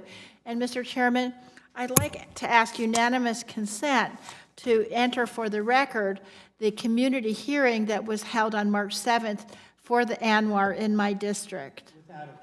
And I want to apologize for not being there. I was here voting, and I always tell my constituents, you really want me in Washington voting when we have the votes. So thank you for coming. I wonder if you could tell us, Ms. Dementif, about what happened at that hearing and the testimony that we heard in Denver on that day.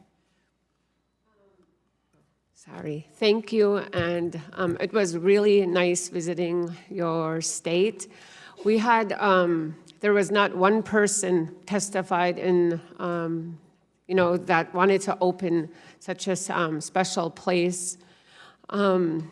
I was really, really welcomed. Everybody was very kind. And I think we understand the importance of these places because once they're ruined, they're ruined. You can never go back and you can never take back what you, the damage that you cause there with oil and gas development. We already see that in Alaska. We already see the damages all across, and that is why we are fighting so hard for the porcupine caribou herd. We're not asking for anything. We are asking to keep our identity as Gwich'in.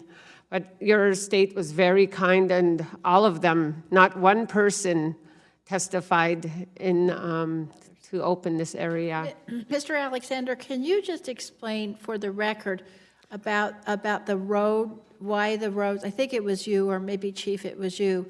If you can just explain why these roads are not easily reversed. Someone said it very briefly, because the permafrost.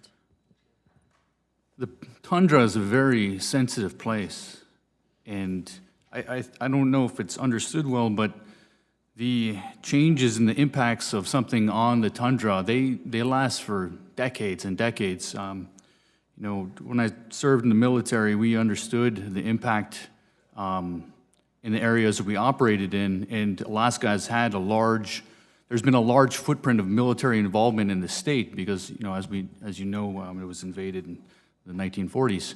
And so there's a lot of remnants of that material, and it still exists because the decay time is so slow. And so that impact prevents, you know, those roads, they don't just go away. It's because of the tundra and the permafrost, is that Absolutely. right? Thank you very much. And as it's melting, it becomes even more vulnerable. Right. Thank you very much. Thank you, Mr. Chairman, for your commenting. Thank you. That's going to bring us to a conclusion of this panel. I want to thank the panelists, but before you get up, I want to tell you this has been a very, very, very important panel. You've provided us with a great deal of information, and it's been very meaningful. I also want to encourage my colleague, Mr. Huffman, and offer my support for trying to create a codel to this area. I think this would be amazingly important that we come and visit ourselves. I mean, this is such a critically important topic. I thank Mr. Huffman, I thank the panelists, and now I thank the members too. It got a little testy, but that's because of the passion and the importance of this issue. So I want to thank you for coming, and I want to have our second panel kind of come up to the table.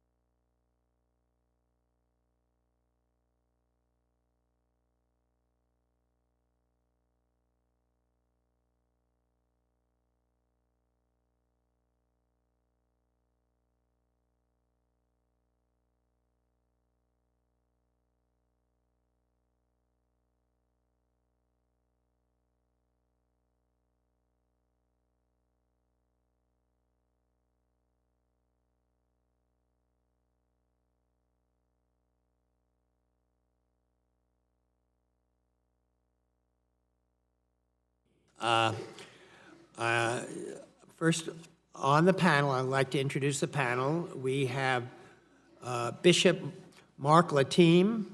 Bishop Latime is the Bishop of Alaska for the Episcopal Church. Next, we have Dr. Stephen Amstrup, Chief Scientist at the Polar Bears International. Then we have Mr. Chad Brown, founder and president of Soul River Incorporated. Then Mr. Richard Glenn, executive vice president for external affairs for the Arctic Slope Regional Corporation. And Mr. Matthew Rexford, name sounds familiar from the last, I believe you're the nephew. And you are the tribal administrator for the native village of Kaktovik.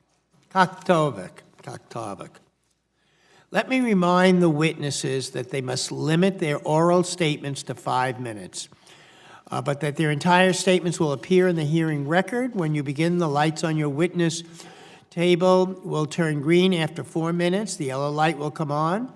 Your time will have expired when the red light comes on, and I will ask you to please complete your statements. I'll try to let you complete them first before I do that. I thought very generous with the last panel. I'll also allow the entire panel to testify before we do any questioning. So the chair now recognizes Bishop Latim for 5 minutes. Thank you, Chairman Lowenthal, Ranking Member Gosar, members of the subcommittee. I do thank you for this opportunity to speak to you about H.R. 1146, the protection of the coastal plain of the Arctic National Wildlife Refuge, Arctic culture, and the Gwich'in way of life. I am Mark Latim. To the Gwich'in, I am Ging-Hee Cho, the Bishop of the Episcopal Diocese of Alaska. My diocese covers the entire state of Alaska, with parishes from as far southeast as Ketchikan to as far northwest as Point Lay on the Arctic coast. It is a diverse diocese with large urban parishes in cities like Anchorage and Fairbanks and Juneau, to rural communities accessible only by air or boat.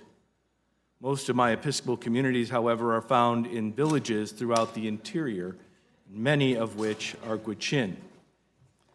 A significant part of a bishop's ministry is to visit communities within the diocese, to be present with the people there in prayer and worship, and to walk with them in their faith journey.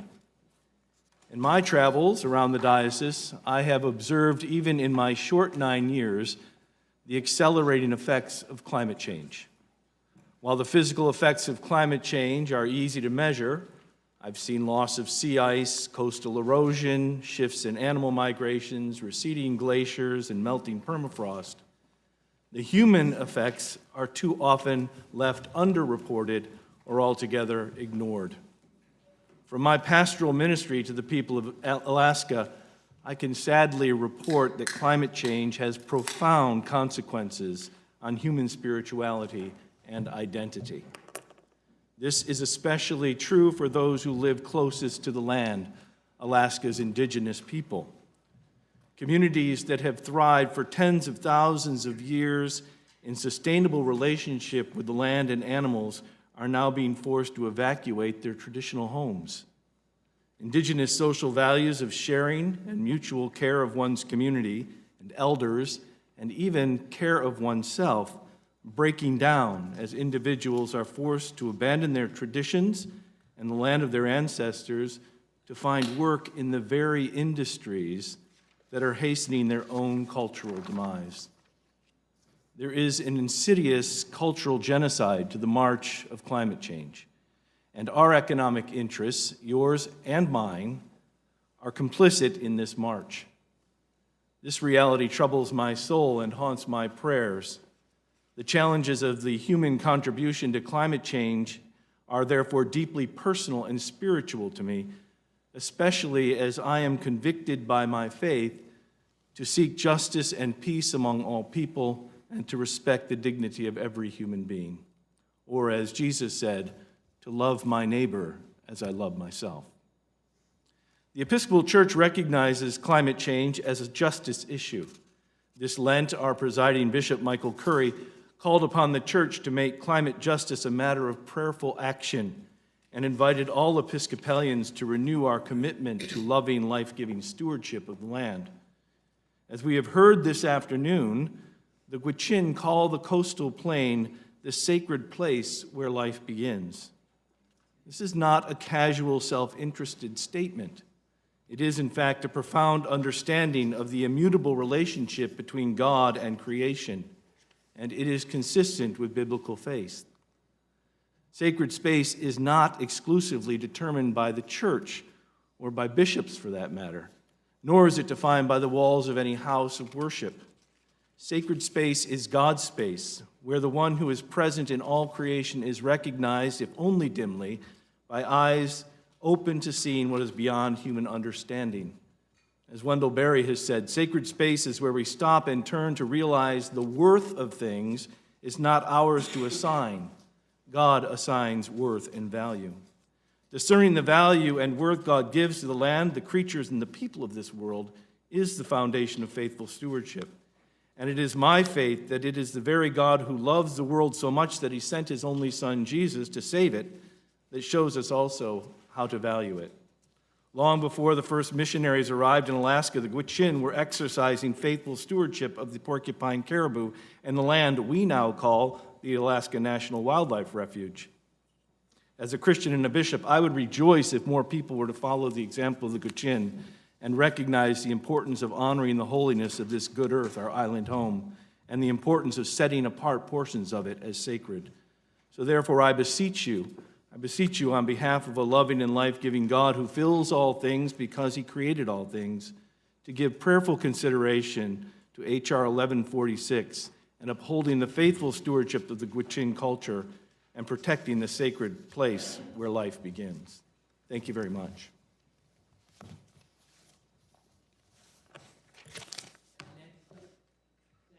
Thank you, Bishop. Next, we have Dr. Amström. Thank you. Chairman Lowenthal, Ranking Member Gosar, members of the subcommittee, I thank you for the opportunity to speak today. I'm Stephen C. Amström, Chief Scientist for Polar Bears International. At Polar Bears International, we work to assure survival of polar bears and the Arctic sea ice on which they depend through research, outreach, and education. Prior to joining Polar Bears International, I served 5 administrations, from Ronald Reagan to Barack Obama, as polar bear project leader for the U.S. Geological Survey between 1980 and 2010. During those 30 years in Alaska, I authored and co-authored over 150 scientific papers documenting ecology, movements, and population status, and that the Arctic Refuge coastal plain is the most important place in northern Alaska where mother bears give birth to their cubs. In 1980, when I first took over polar bear studies, I could stand on the northern shore of Alaska in the summertime and see the sea ice. It was right there. If I was lucky, I might even see a polar bear out there.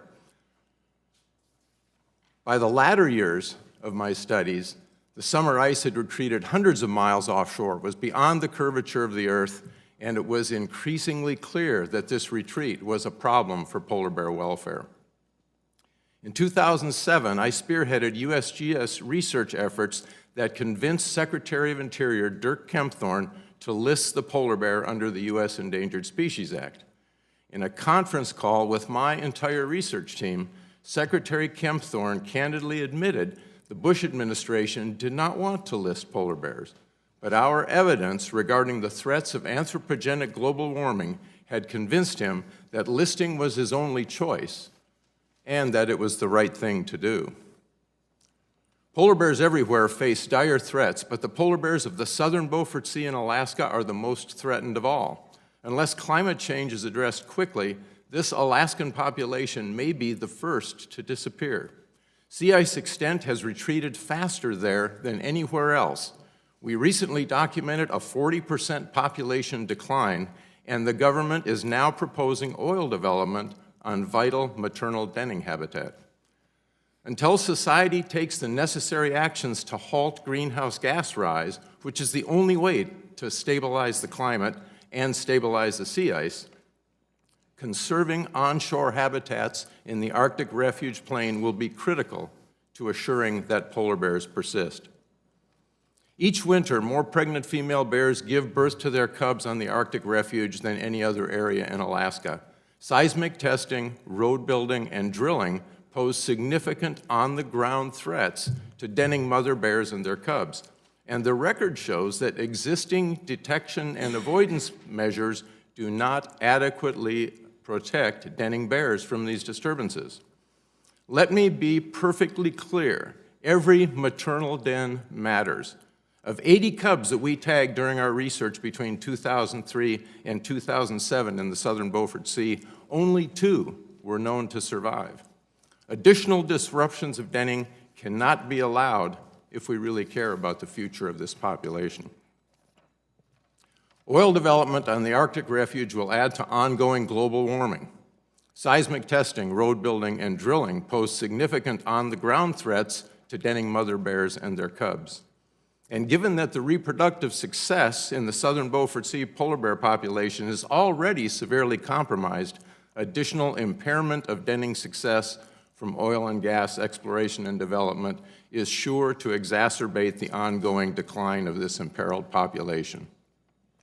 Just as Secretary Kempthorne did in 2008, this subcommittee and Congress need to take bold steps to protect polar bears and their coastal plain habitats on the Arctic Refuge. For this reason, I support passage of the Arctic Cultural and Coastal Plain Protection Act. Thank you. Thank you, Dr. Amstrup. The chair now recognizes Mr. Brown for 5 minutes of testimony. Chairman Lowenthal, Ranking Member Gosar, thank you for the opportunity to serve my country in a new way as I testify before you in support of protecting the Arctic National Wildlife Refuge from the destruction of oil and gas and drilling. My name is Chad Brown. I urge Congress to pass H.R. 1146, the Arctic Cultural and Coastal Plain Protection Act, recently introduced by Chairman Jared Huffman. Thank you, sir. I appear before you today as the founder and president of Soul River, Inc., a nonprofit organization that aims to share the healing power of rivers with veterans and inner-city youth. Wild areas literally have saved my life.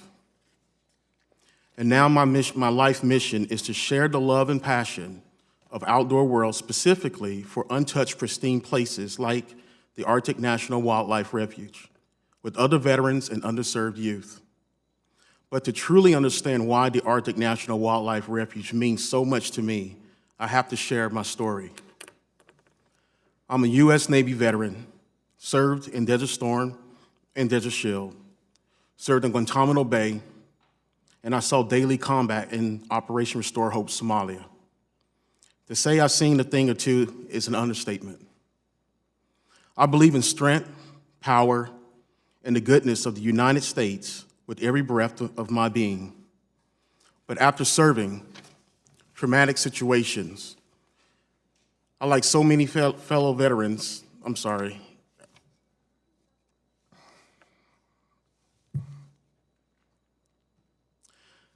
like so many fellow veterans, found myself battling demons long after my tours were complete. I suffer from post-traumatic stress syndrome, or PTSD, and nature has been my lifeline. For a while, after I finished my service, my life was good, but PTSD affects different people in different ways and at different times. Beneath my feet sits my battle buddy, Axe, who helps me every day, my service dog. Over a span of several months, I hit rock bottom. I lost my job, became homeless, and I was selling my blood in order to survive for $20 a pint.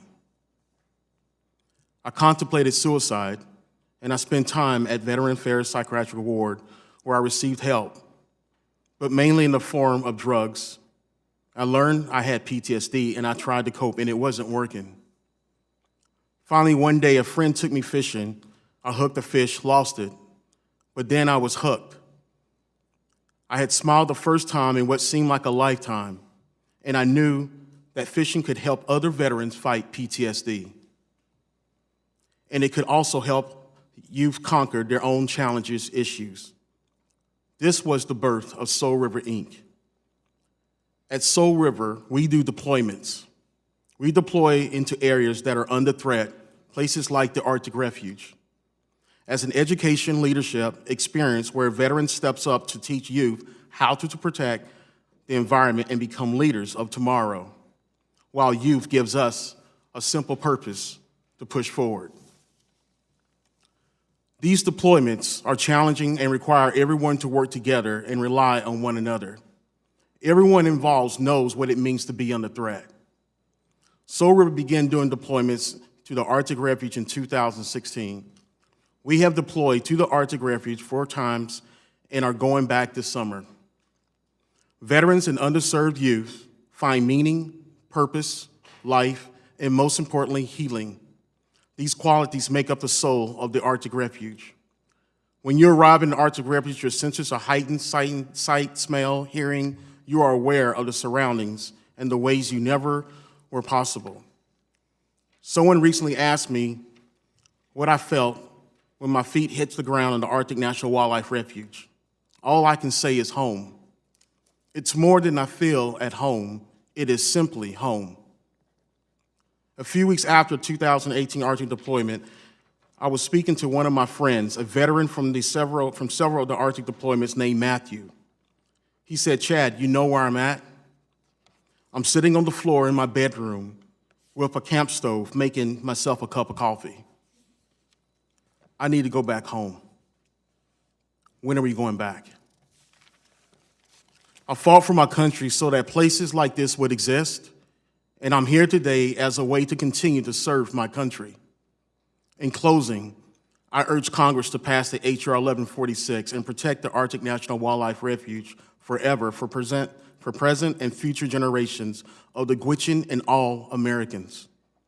Don't reduce our opportunities of healing for veterans and particularly for youth. They are the leaders for tomorrow. Mahasai Cho. Thank you. Thank you, Mr. Brown. And now the chair recognizes Mr. Glenn for 5 minutes. Thank you, Mr. Chairman. My name is Richard Glenn, and I'm an Inupiat tribal member. I currently serve as Vice President for Arctic Slope Regional Corporation. ASRC and 12 other regional corporations like it in Alaska were created by Congress in 1971. ASRC owns the subsurface rights to 92,000 acres on the coastal plain of ANWR, along with the Native Village Corporation for the people of Kaktovik. We are here today to provide an insight into Arctic culture this resolution claims to protect. It's our region. Our region includes the 8 Inupiat villages scattered across the Arctic slope, roughly the size of Montana. We are not here to debate the sacredness of land. What we contest is that the people nearest to this issue, the people who live within ANWR, are not being given proportionate consideration, in fact, any consideration in this bill. When you occupy someone's house, do you give more attention to the neighbors down the street than you do to the residents themselves? As Congress members, do you give more attention to the voters who live 150 miles south of your own district than you do to your own constituents? Running water, reliable power, local education, improved health care, they can and have been provided in our region, but only if there is a tax base in our region for our local government. Today's Arctic oil and gas exploration and development is that tax base. We hunt and we have a warm home to go home to. The quality of life in our villages has improved dramatically due in large part to resource development. In the Journal of the American Medical Association, Internal Medicine, there's an article entitled Inequalities in Life Expectancy Among U.S. Counties, 1980 to 2014. The study examined the changes in life expectancy in all U.S. counties.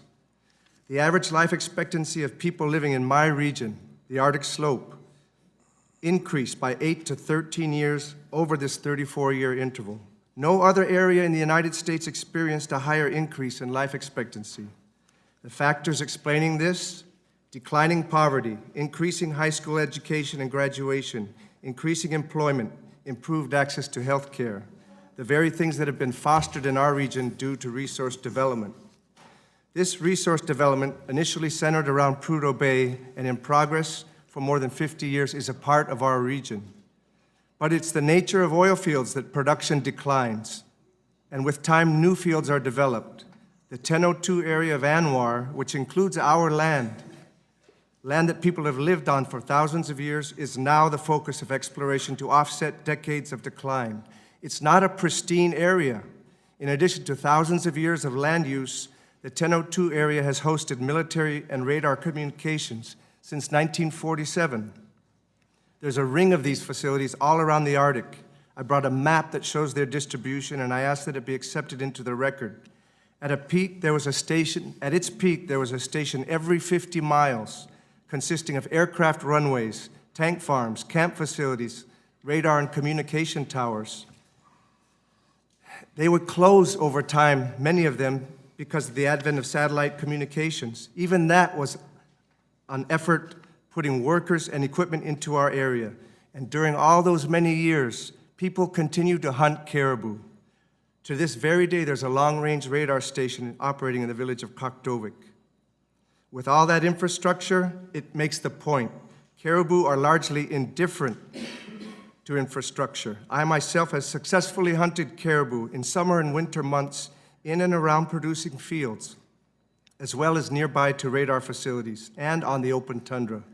The health and abundance of caribou herd is most affected by its naturally occurring cyclical population swings, a process that is well documented. We respect the rights of the Gwich'in. I believe we have more in common than most people understand. Our people have been indigenous neighbors since before recorded history. I am asking that this committee respect the indigenous landowners within the coastal plain and their rights to improve the quality of their lives. Closing Arctic development will damage the viability of Arctic communities without altering the global climate at all. Our Arctic culture needs no additional protection.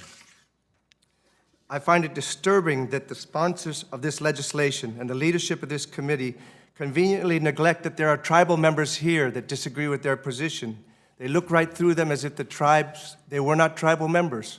Where is their recognition? Why do you not recognize the tribe that's in front of you now? For these reasons, Mr. Chairman and committee members, I strongly urge action against this resolution.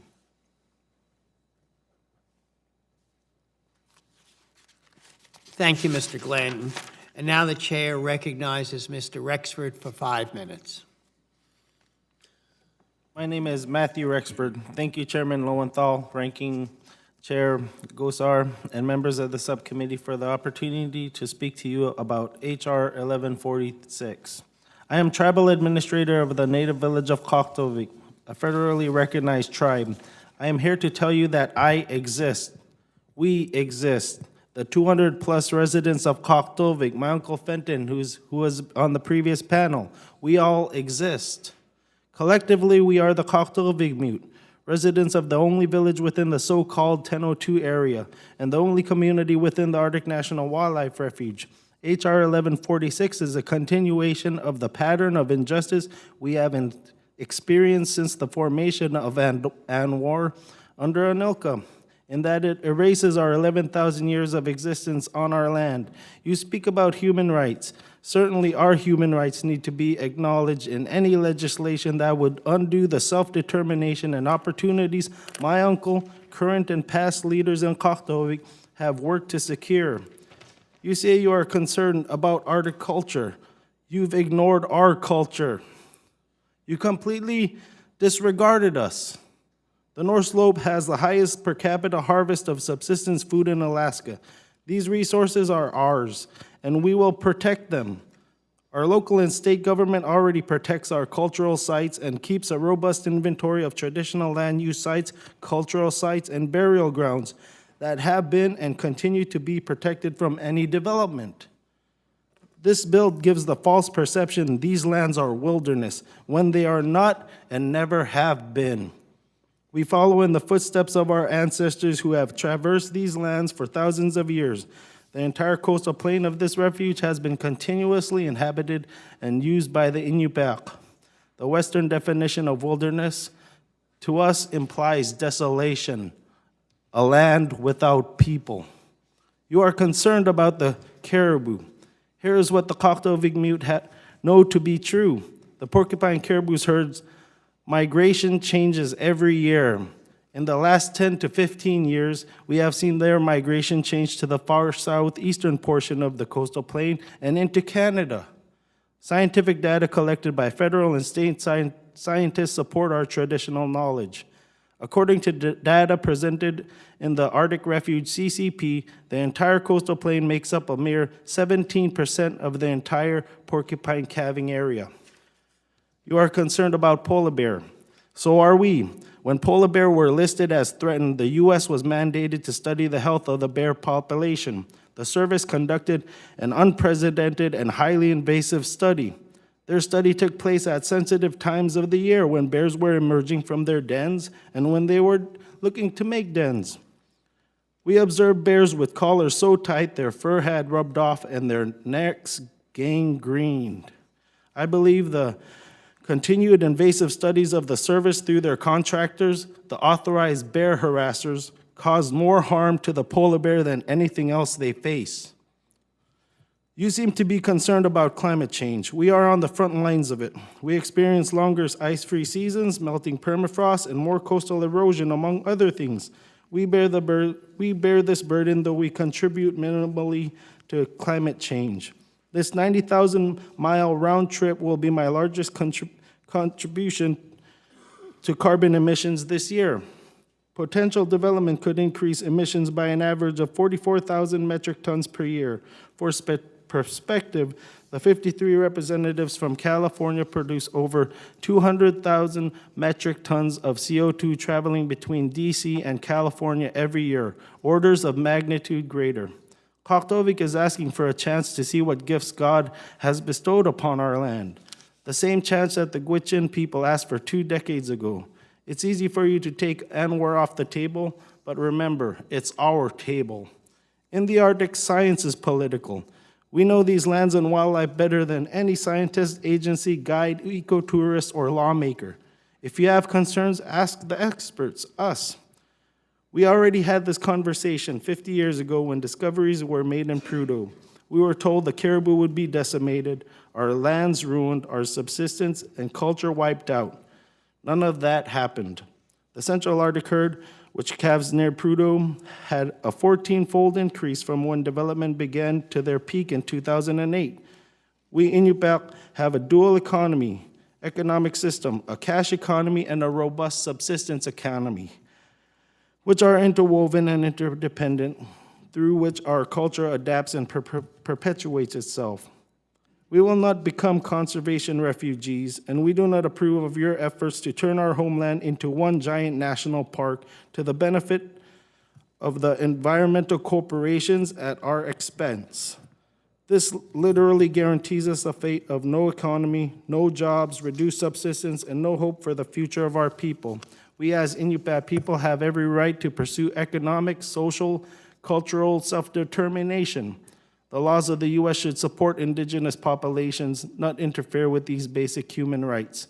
I submit this testimony for the record, and also a letter from the Voice of the Arctic Inupiaq, which has also been submitted. Thank you.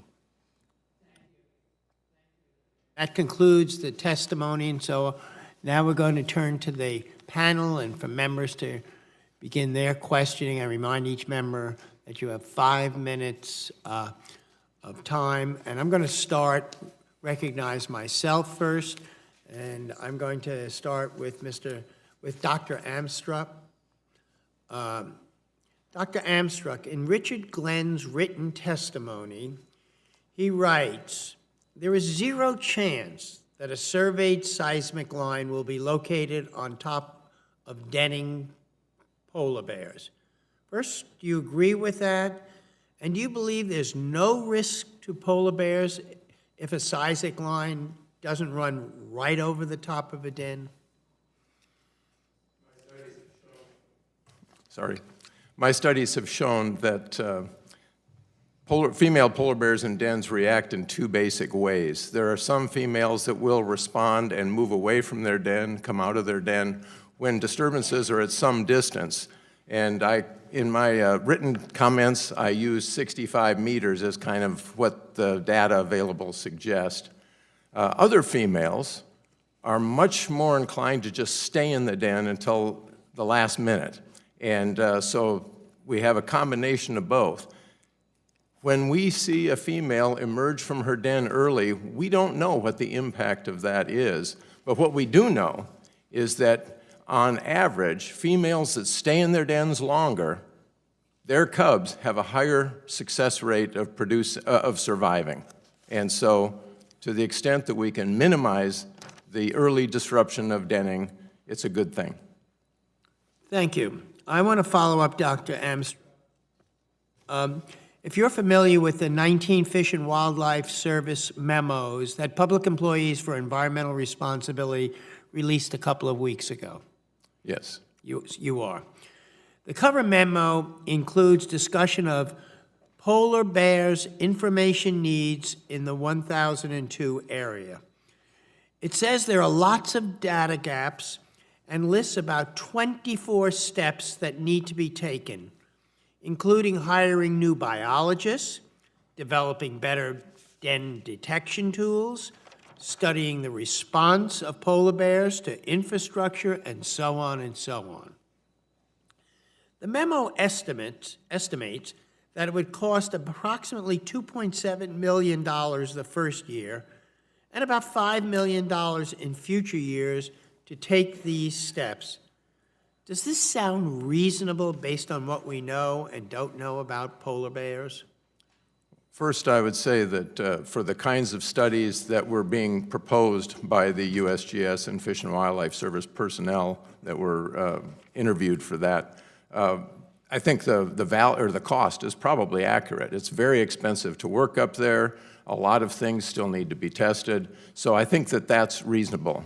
But I would also add that we already know what we need to know to save polar bears from extinction. We need to stop climate change, and we need to protect them on the ground wherever possible so as many as possible survive until we stabilize the climate. Well, let's talk about those two things.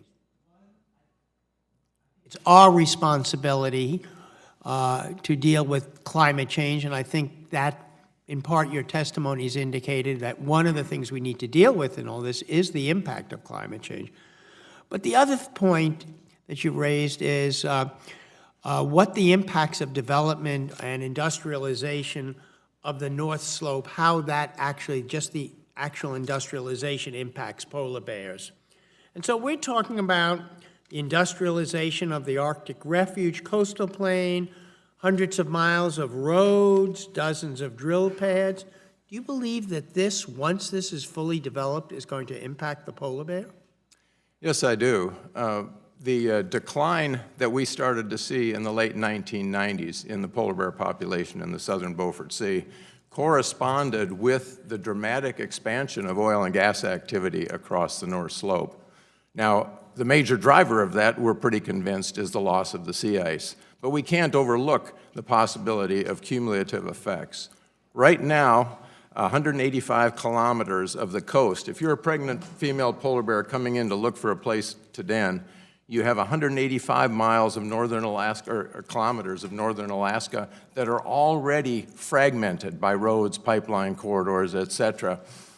This, developing the Arctic National Wildlife Refuge would add another 90-plus kilometers of that. So that's one more obstacle, a very long obstacle, for polar bears to encounter when they're coming in to find a secure place to den.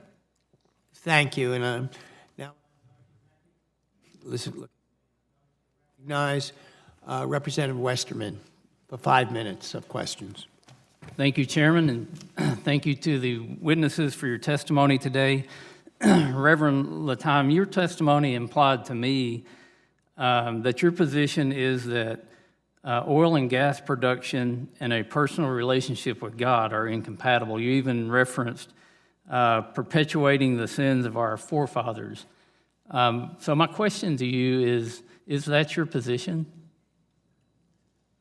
No, I'm not here to vilify the oil and gas industry. I am a consumer, as all of us are, a consumer. I believe, however, that because of climate change, that the injury that's happening to our world because of the use of petroleum products, we need to now begin a transition to a more sustainable way. And that's going to be hard work. It's going to take cooperation. But yeah, I think it's important that we do that. And in fact, it would probably be a sin for us not to begin using our American ingenuity to develop new ways of producing energy and sticking to old ways that we now know are clearly destroying our climate. And I think our American ingenuity is coming up with new energy sources and new ways to use and be stewards of what we have. Mr. Rexford, in 2018, California imported nearly 400 million barrels of crude oil from foreign countries, including Saudi Arabia, Colombia, and Venezuela. Would the reversal that would happen with this bill increase our dependence on foreign oil? I believe so, Mr. Ranking Chair Gosar. So I think the question we should be asking is, given that Californians are consuming nearly 700 million barrels of crude oil a year, why are we so keen on ensuring that it comes from foreign countries with worse environmental standards? And I have some charts up here that I would like to submit for the record. This first chart shows the crude oil supply to California refineries. The blue is the supply from Alaska. The yellow is the supply from foreign countries, and you can see as the supply from Alaska went down, the supply from foreign countries went up. And the second slide just shows the breakdown with 37% of those supplies coming from Saudi Arabia. So, Mr. Chairman, I would like to submit this to the record. Without objection, they will be submitted into the record. And Mr. Glenn, in your written testimony, you mentioned that over the past few decades, life expectancy, high school graduation rates, and overall economic prosperity have all increased along the Arctic slope. Would H.R. 1146 reverse this trend? Definitely. We come from a real rapid change in quality of life over the last few decades. In my mother's young years, growing up on the Arctic coastal plain, house fires were common that killed whole families because fire engines couldn't get to the homes because the snowdrifts blocked the roads in the winter months. Just clearing snow is a life-saving effort, as anyone who knows who lives in a cold place. Diseases rampant. People using what would be considered third world conditions for treating their human waste. And that's all changed. It's only changed because of one thing, because of the presence of an industry in our region that enabled us to improve our own quality of life. And this bill claims to be about protecting human rights, but Mr. Glenn and Mr. Rexford, what about your rights, the rights of the people who live in ANWR? In an almost jaw-dropping way, the Inupiat people have been left out of this bill. The Inupiat tribes have been left out of this bill. The Inupiat residents have been left out of this bill. And I can't, in clear conscience, let that go by without recognition. I don't understand it. And so, yes, I think that this bill is not recognizing. If it's about human rights, let's be fair. Open it up to everybody. And I would have to reiterate reaffirm what Mr. Glenn was saying. Even our basic rights are being impeded upon by the restrictions of the U.S. Fish and Wildlife Service and their wilderness managed land, or the coastal plain. They're managing it as if it's designated as wilderness. Those restrictions, I believe, since the creation of the Arctic National Wildlife Refuge, all those restrictions created the avenue to create more designated wilderness areas in the Arctic National Wildlife Refuge because they were stopping our people from getting to their private native allotments. Out of time, Mr. Chairman. Thank you. And now I recognize Mr. Huffman for 5 minutes of question. Well, thank you, Mr. Chairman, and I'm sure you and I would love to spend an entire hearing educating some of our colleagues about what California is doing to actually accelerate the transition away from fossil fuel, although you'd never know it from the selective narrative that we have heard a little bit about today. Mr. Glenn, I just want to urge you to be careful when we talk about these subjects. You were just invited to engage in some hyperbole, I believe, by my colleague from Arkansas. We're glad that the quality of life has improved in the communities that you are from, and that there has been an improvement in life expectancy and other health metrics, but you just said that this bill would reverse that. I think that's a dangerous exaggeration. There's nothing in this bill that would undo any of the progress that you have made. It would keep you from doing more drilling in the Arctic Refuge, but there's certainly nothing that would undo that very laudable progress that you've made. And so I want to urge that we be careful to stick to the actual truth and the facts. Now, sir, you have described your position on this issue in part as one for respecting human rights of the Inupiat, who want to see, some of whom want to see this land develop. And so I want to ask you a little bit about ASRC and its interest in this issue, because I think it's important that we understand that as we consider your testimony. First, is ASRC a tribe? Yes or no? No. It's a corporation, correct? Correct, created by Congress. ASRC is in fact a multi-billion-dollar oil and gas corporation. Last time I checked, although a narrow majority of the Supreme Court would disagree with me, and a lot of my colleagues on the other side of the aisle would disagree with me, but the last time I checked, I don't think corporations had human rights. How much money did ASRC spend lobbying in 2017 to open the coastal plain of the Arctic Refuge? I don't have that information at hand. Let me help you out. According to public records, ASRC spent $590,000 lobbying on oil and gas issues in 2017. In fact, you have been described by the Center for American Progress as the most powerful Arctic oil lobby group. So I think it's important that we not couch your interests here and your testimony in terms of human rights. This is about perhaps an age-old human quality, greed, but it's not about human rights. And I want to congratulate you, sir, because it looks like you're in a great position to make a lot more money. You've already made a lot. My understanding is that your corporation owns 92,000 acres of subsurface area in the coastal plain through a land exchange in 1983, correct? Correct. And you have been leasing that out to Chevron, Texaco, and BP, correct? It was leased, yes. Right. About how much money have you gotten from those big oil companies? Transactions of leasing are private. The corporation keeps those records private. Yeah, but the GAO has helped us understand that a little bit. At least as of 1989, when they looked at this, they said you had received, in 1989, over $30 million from those big oil companies for leasing those subsurface rights.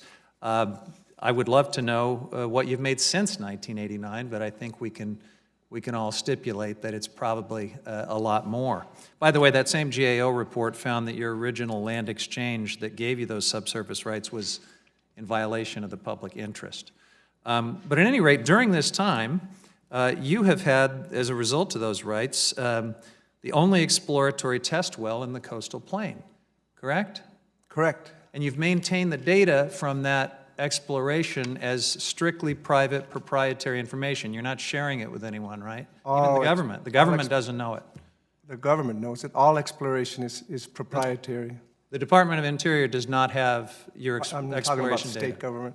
Right? And so as we go forward, and we know that the Trump administration is in a red-hot hurry to do a lease sale at the end of this year, they're completely blind on where the oil actually is, but you know where it is, because you've got those exclusive rights and that exclusive data that you're not sharing with anyone, correct? You're talking about one well drilled in over 1 million acres? Yeah. No, you can't determine the quality of any single basin by one well in over 1 million acres. Well, you are the only one with any data up there. The rest of the world is blind, yet we're rushing forward to give this away to big oil, so I do want to congratulate you. You have an administration right now with the acting Secretary of Interior, a former oil lobbyist, very excited to help you get even richer. And with that, I yield back.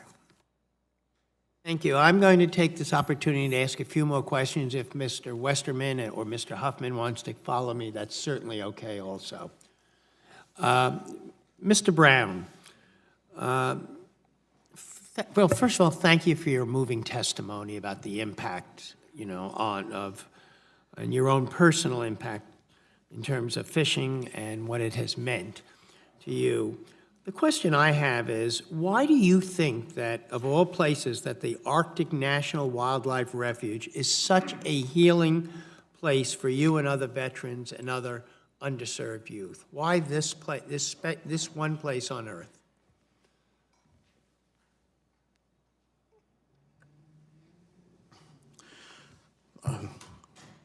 Thank you, sir. The Arctic Refuge has impacted many lives, youth and veterans, from the experience that I've been able to witness and follow through. One of the lives that I remember to share with you of a young lady by the name of Kobe. She comes from a broken home, disconnected background, and she's been with me for a little bit close to 3 years. She's grown into a youth leader of Soul River. She's been into the Arctic twice. Since she has came back, she has brought back the learnings and the teachings that veterans has been able to educate her about the conservation and the issues and the sensitivity of what's happening up in the Arctic. She's brought that back into her community, and she has shared that with her mother and her father, down to the basics of where her mom and her father, around in the ages of 60+ years age, has never practiced conservation. The basics she shared with them was the basics of recycle, how to recycle. From there on, Kobe has written her own presentation and presented this in front of her home high school of her experience in the Arctic and why it's that important. But the impact of Kobe doesn't stop there. She has actually aged out and she has left the organization. And then one day she comes back in her dress blues in the officer program, studying to be a doctor and figuring out how to straddle medicine and conservation. The impact is great, and it's a domino effect that has started from the Arctic down into urban neighborhoods. And these are youth that are coming in and they're getting educated and they're becoming tomorrow's leaders for our sensitive environments.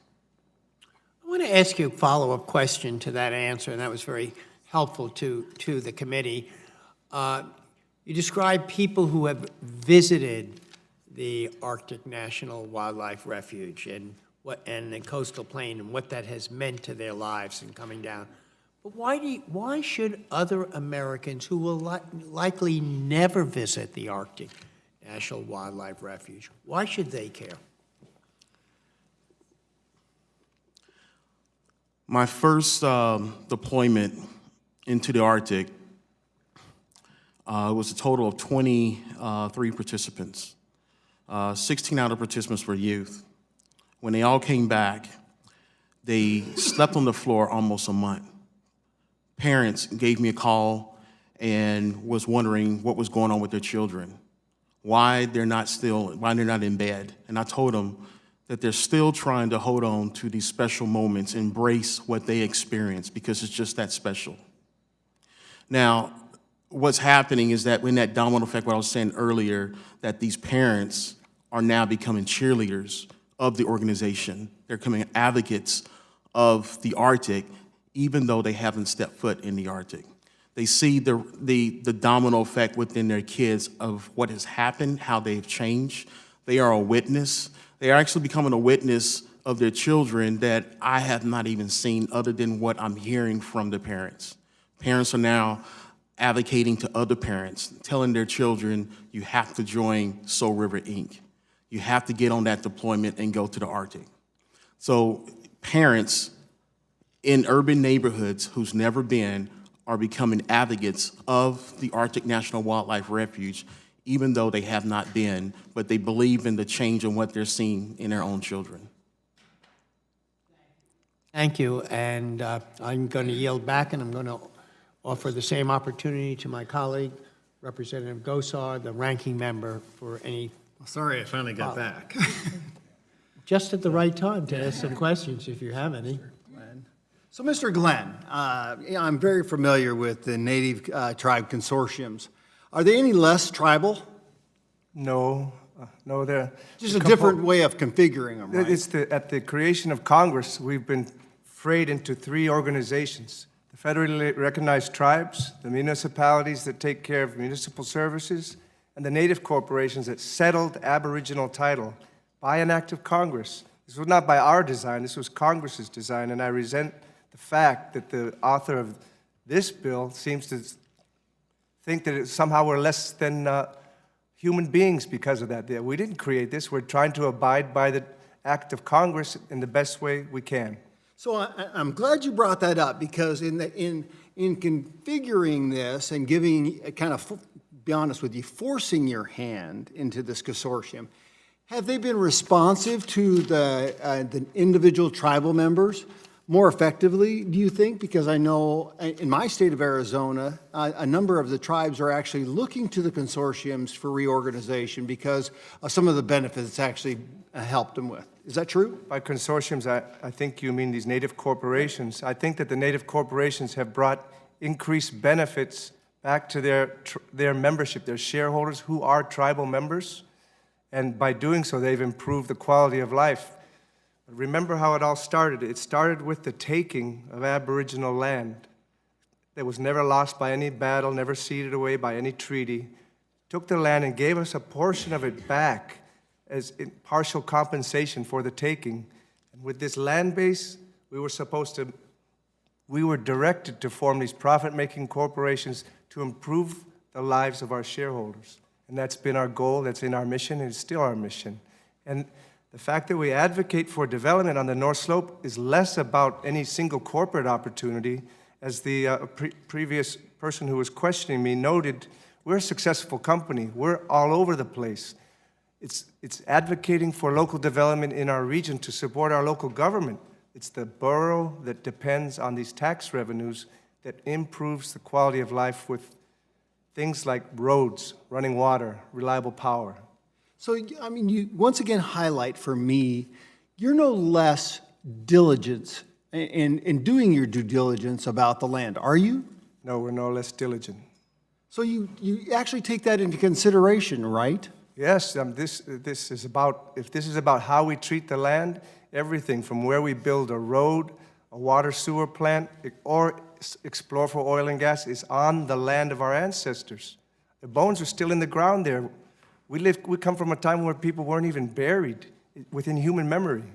And so we treat all land with respect, and yet we know our communities have to survive. Today's modern village communities have a footprint. You can't deny it. So I guess I want to hear it again. You're responsive to the whole membership. This is not just a corporation.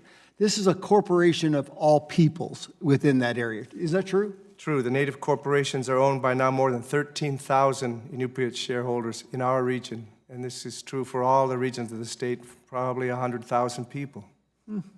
Mr. Rexford, would you agree with the assessment that we've just had this colloquy back and forth? What do you mean by that, Mr.? Well, we've had a discussion, Mr. Glenn and I, in regards to the corporation. Oh, yes. It's just a title, right? There's no difference in how you take care of the land. Yes, I agree. And being much more responsive to people, right? Oh, yes, we're responsive to people as well. And so when any kind of development occurs in our lands and regions, we very much care about the environment and the wildlife. We do not want to see them decimated. It's unfortunate that we have political science that just is here to just make things harder for us, is how we see it in Kaktovik. Well, and I brought up earlier, you know, I actually got a chance to come up to the North Slope. So it was phenomenal to be able to see that. You know, when we left Fairbanks, to give you an example, it was 64 degrees. And it was a blizzard on the North Slope. So I guess one more last thing that I'd like to do, Mr. Redford, is the caribou herd going down or growing? It changes every year. If you see a map of the migration route of the caribou herd, we question the science behind that. What has happened was historical data where the migration of the caribou is not the same as it used to be when when people started gathering the science. It changes every year. You can't put a boundary for caribou. So You can't say where they're going to migrate or calve any given year. Yeah. So, Mr. Glenn and then Mr. Rexford on the same question. So, I was told that you can't, once you build a road, it's forever changed. I have a very different profile of that. Could you address that, Mr. Glenn? Thank And you. then Mr. Rexford? First of all, the trails used for seismic exploration are on compressed snow, so there's no roads for seismic acquisition. After a brief period of time, there's no trace of the seismic exploration on the ground at all. Second issue regarding roads is there's a credibility question here. There's 457 miles of road that comprises the Dempster Highway in Canada that crosses right through the Upper Eagle Plains where the Gwich'in people hunt caribou off the road. So if the roads are so damaging in one part of the caribou's migration route, what about the other part of the caribou's route? And I don't besmirch them for that. I'm proud of them. They get to hunt, some of the people get to hunt caribou from the road. That's a good thing. What I'm trying to say is caribou are relatively indifferent to infrastructure. And if you're talking about the effect of a road on the environment, the gravel road forms an insulating blanket over the tundra. If the tundra is changing, it's going to change last underneath a well-built road. No. And Mr. Rexford, do you have anything to add? Thank you. I almost didn't have a chance to get here. I was trying to get from my community to Anchorage, Alaska, to make a flight to here to DC from Monday through Thursday, and the weather was looking bad all the way past the weekend. So I'm from Kaktovik. We're on Barter Island. We are off the highway system. There's no roads coming in and coming out of our community. Only way to travel is by air or by snow machine or boat. Thank you. The witnesses for their testimony and the members for their questioning. You know, the members of the committee may have some additional questions for the witnesses from both panels, and we're going to ask you, members of the panel and the first panel, to respond in writing under Committee Rule 3.0. Members of the committee must submit their witness questions within 3 business days following this hearing, and the hearing record will be open for 10 business days following that for these responses. If there is no further business, without objection, the committee stands adjourned. Short board.